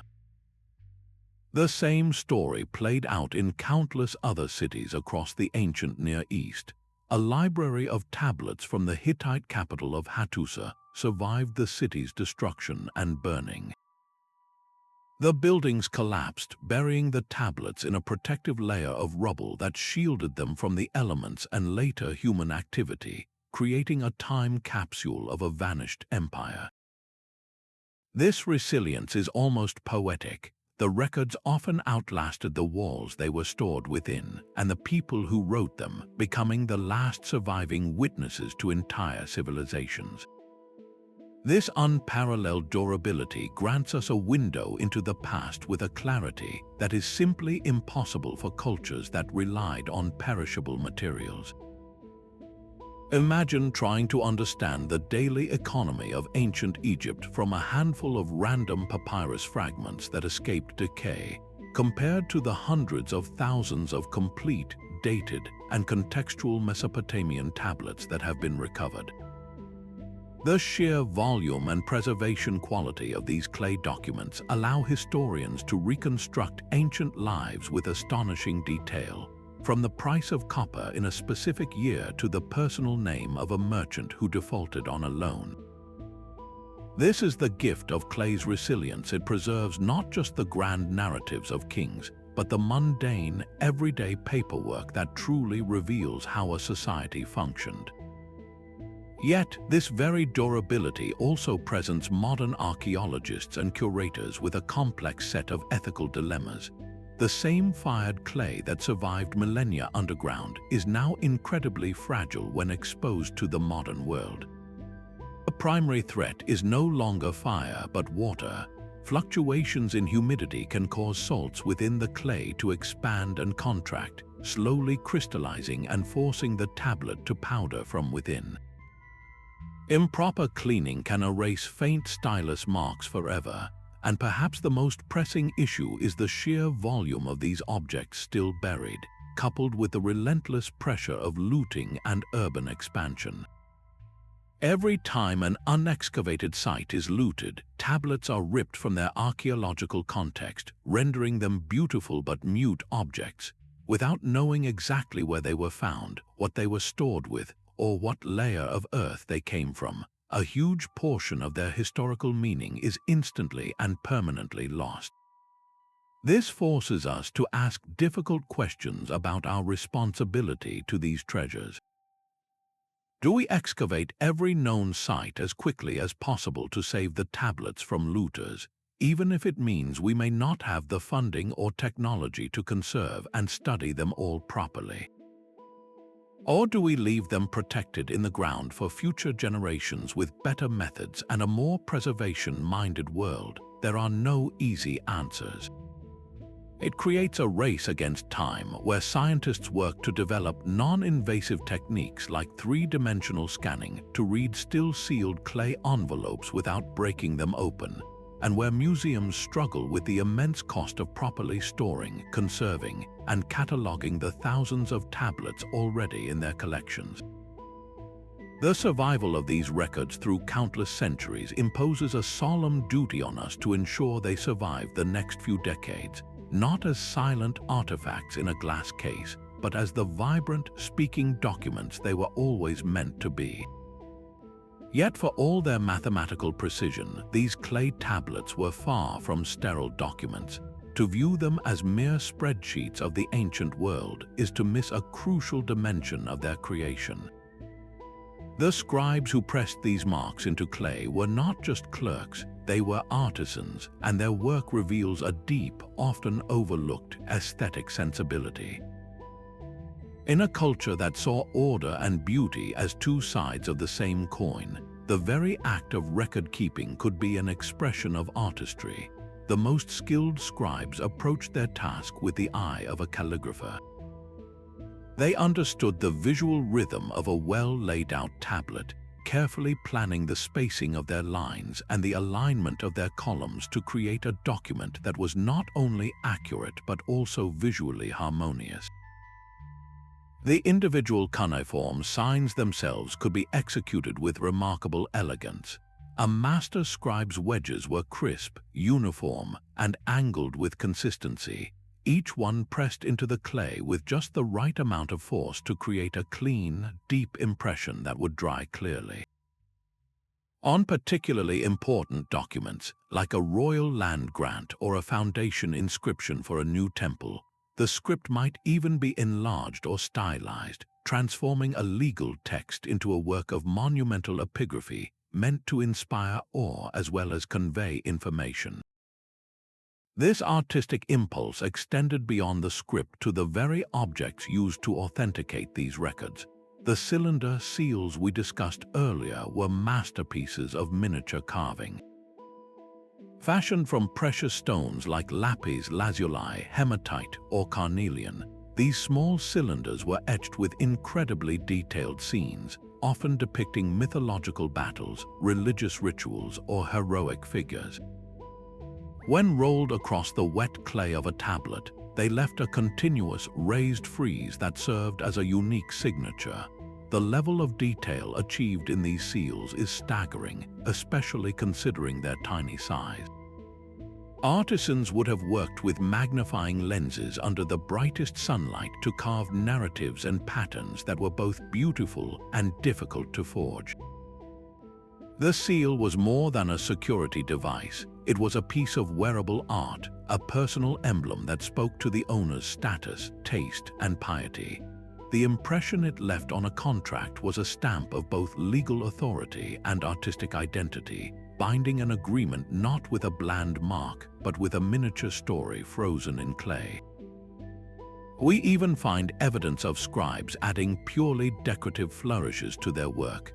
Some tablets feature carefully drawn boxes around important figures or rulings or horizontal lines that separate different sections of an account, creating a sense of order and hierarchy on the page. On school tablets where young scribes practiced their craft, we sometimes find doodles in the margins, little sketches of animals, people, or chariots, a charming reminder that even these disciplined students were prone to moments of playful distraction. This blend of rigorous data and personal expression shows that these documents were living things, created by human hands that valued clarity and beauty in equal measure. The most exquisite examples of this fusion are undoubtedly the commemorative tablets. These were not everyday accounts but were created to celebrate a specific event, like a military victory or the construction of a great building. They often combined text with elaborate relief sculptures, showing the king in battle or making an offering to the gods. Here, accounting and art become inseparable. The written text provides the factual details of the event, while the imagery elevates it into a lasting monument of royal power and divine favor. This inherent respect for the aesthetic dimension of data offers a powerful lesson for our modern, digital world. In our rush for efficiency, we often relegate data to bland spreadsheets and monotonous reports, treating it as something purely functional to be processed and filed away. The ancient Mesopotamians remind us that how we present information matters. A well-designed chart, a clear and visually engaging dashboard, or a thoughtfully formatted report does more than just convey facts. It commands attention, fosters understanding, and shows respect for the person who must use that information. It acknowledges that data, at its heart, is a human story. The care and pride those ancient scribes took in their clay tablets elevated their work from a mundane task to a respected craft, integral to the culture's identity and success. Their legacy challenges us to inject that same sense of craftsmanship and dignity into our own handling of information, to create not just records, but artifacts of clarity and purpose that are worthy of the important decisions they inform. So what can a 5,000-year-old system of clay and wedges possibly teach us in our age of cloud computing and artificial intelligence? The answer is more than you might think. The challenges those ancient scribes faced were not so different from our own: how to build trust, ensure accuracy, and manage complex systems without being overwhelmed. Their solutions, forged in the fires of necessity, offer timeless lessons that are startlingly relevant for our modern world, from how we run our governments to how we manage our own household budgets. The first and perhaps most profound lesson is the non-negotiable value of transparency. In Mesopotamia, a contract wasn't a secret document locked in a drawer. It was a physical object, often witnessed by multiple seals and stored in a public archive where it could be referenced by any authorized party. This transparency created a system of accountability that was the bedrock of economic trust. A merchant could travel hundreds of miles and enter a foreign market, confident that the agreed-upon standards of weight and measure would be enforced and that a signed contract would be honored. In our era of complex financial derivatives, opaque algorithms, and digital black boxes, this ancient insistence on clear, accessible, and verifiable records is a powerful reminder. Whether it's open-source software code, public blockchain ledgers, or simply clear and honest bookkeeping for a small business, the principle remains the same. Systems built on transparency are inherently more trustworthy, resilient, and fair. This leads directly to the second critical lesson: the immense power of standardization. The Mesopotamians quickly realized that chaos was the enemy of commerce. If every city used its own definition of a shekel or a bushel, trade would be a constant battle of confusion and mistrust. Their response was to create and enforce universal standards. Central temples produced official stone weights, and scribes were trained in a common script and numerical system. This created a shared language of value that allowed the economy to scale beyond local barter. We see this same principle at work all around us today. Think of the universal electrical plugs that allow you to charge your phone in another country, the standardized shipping container that revolutionized global logistics, or the common data formats like PDF or JPEG that allow us to share information seamlessly across different platforms and devices. The ancient accountants teach us that standardization isn't about stifling creativity. It's about creating a stable, reliable foundation upon which innovation and complex cooperation can flourish. Without agreed-upon rules and formats, from accounting principles to internet protocols, our modern interconnected world would simply grind to a halt. Perhaps the most human of their lessons is the eternal need for checks and balances. They understood that any system reliant on human judgment is vulnerable to both error and outright deception. This is why they developed the world's first audit trails. Senior officials would conduct surprise inspections, physically counting the goods in a warehouse and comparing them to the clay tablet records. Any discrepancy was investigated immediately. They also ingeniously designed tamper-proof systems, like the sealed clay envelopes that would show obvious damage if altered. These weren't just bureaucratic procedures. They were essential safeguards that protected the entire community from the corrosive effects of fraud and corruption. In our own lives, we implement these same principles, often without realizing it. The double check of a budget before a big purchase, the requirement for 2 signatures on a large check, the independent review of a scientific study. These are all modern forms of the ancient audit. They teach us that trust is not about blind faith. It is about building systems that verify, that cross-reference, and that make malfeasance difficult to hide. It is a lesson that resonates from the highest levels of corporate governance right down to our personal daily habits. Beyond these technical principles, the ancient accountants offer us a surprising lesson in sustainability. In a world without the luxury of surplus, they were masters of resource management. Every jar of oil, every bushel of grain, and every hour of labor was meticulously tracked and allocated. Waste was not just inefficient, it was a direct threat to the city's survival through the winter. Their ledgers were tools for forecasting, allowing them to plan harvests, ration stores, and ensure that resources were distributed to prevent both hoarding and scarcity. In an age of climate change and environmental consciousness, this mindset is more relevant than ever. We are now realizing that we need to account for our planetary resources with the same precision they applied to their temple storerooms.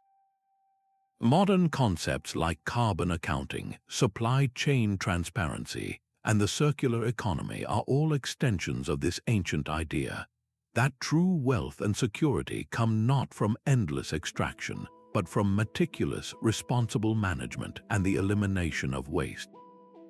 They remind us that a sustainable future depends on our ability to count what truly matters, to value our natural resources as the ultimate currency, and to manage them with the same care and foresight as those scribes counting sacks of grain 5 millennia ago.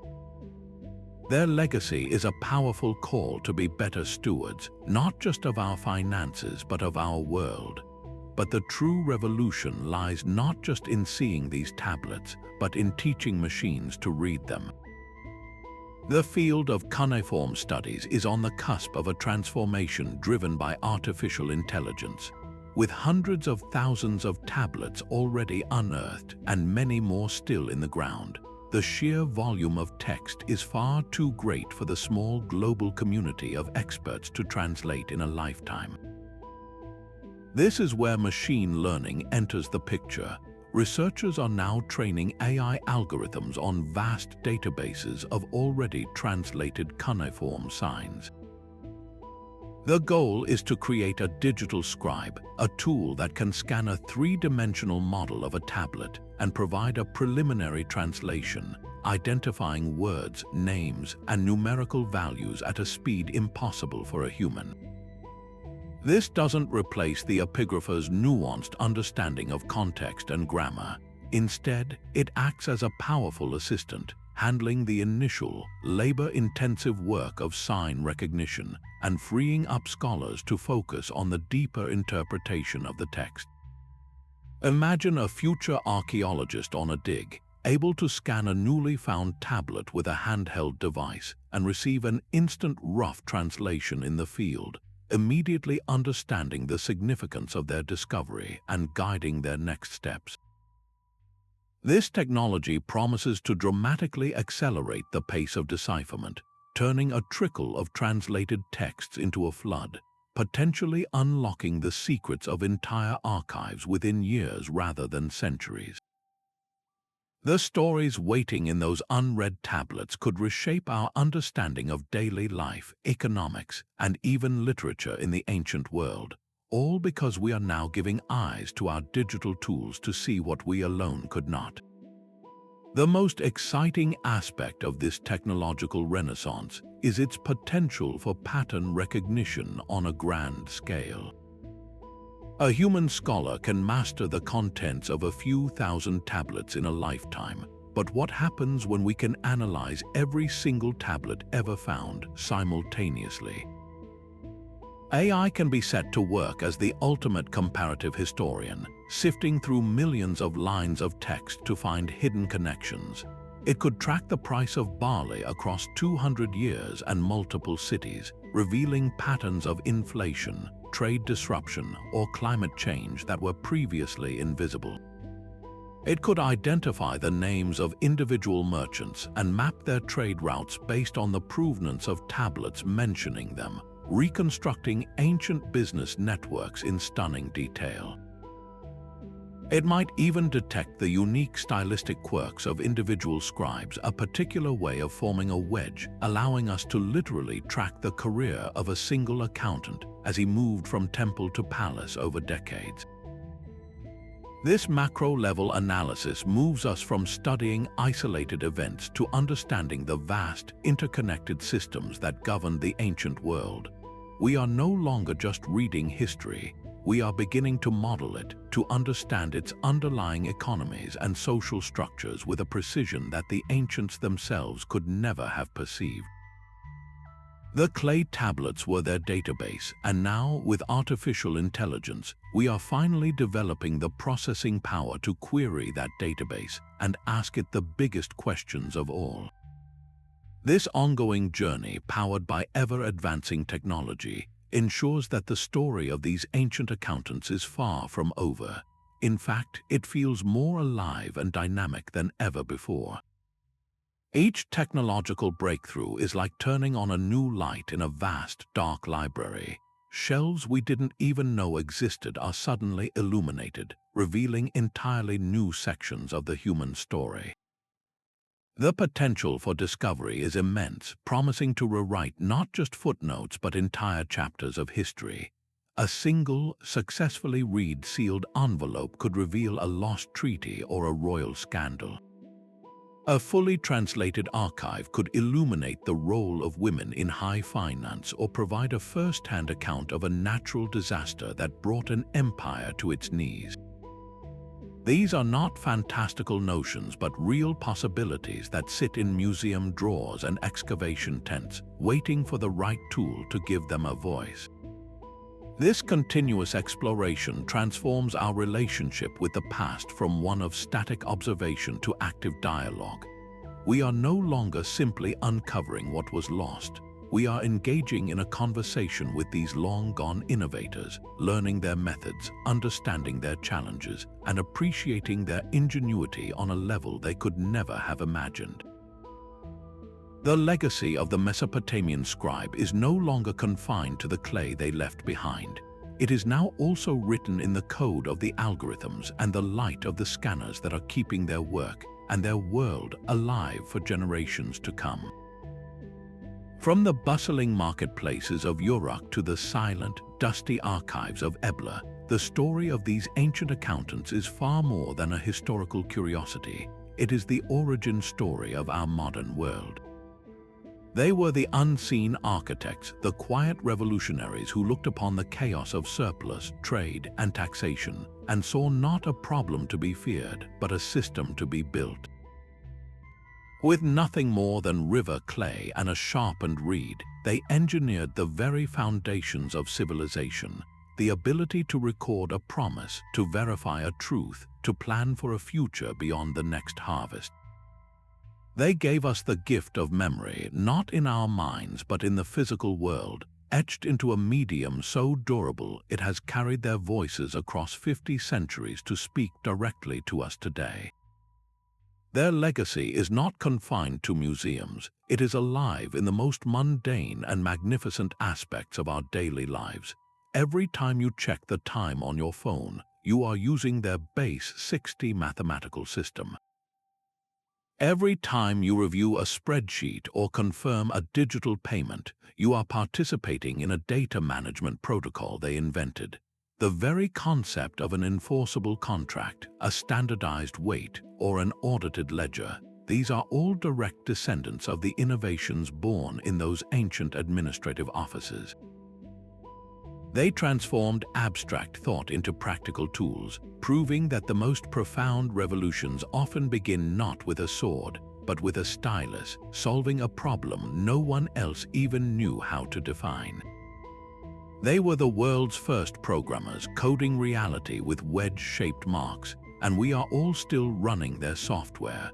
So the next time you effortlessly navigate the complexities of the digital age, take a moment to offer a silent thanks to those forgotten scribes of Mesopotamia. Remember the humble clay tablet, the original hard drive, and the countless men and women who dedicated their lives to the meticulous, vital art of counting what matters. They remind us that progress is a collaborative project spanning millennia, and that the seeds of our greatest technological leaps were often planted in the most unexpected of places. If this journey into the depths of history sparked your curiosity, We'd love to hear which ancient innovation surprised you the most. Was it the complexity of their math, the sophistication of their databases, or the sheer durability of their clay records? Share your thoughts in the comments below, and if you enjoyed unearthing these secrets with us, please like this video and subscribe to join our community of history explorers. Thank you for watching, and until next time, keep looking for the extraordinary stories buried just beneath the surface of our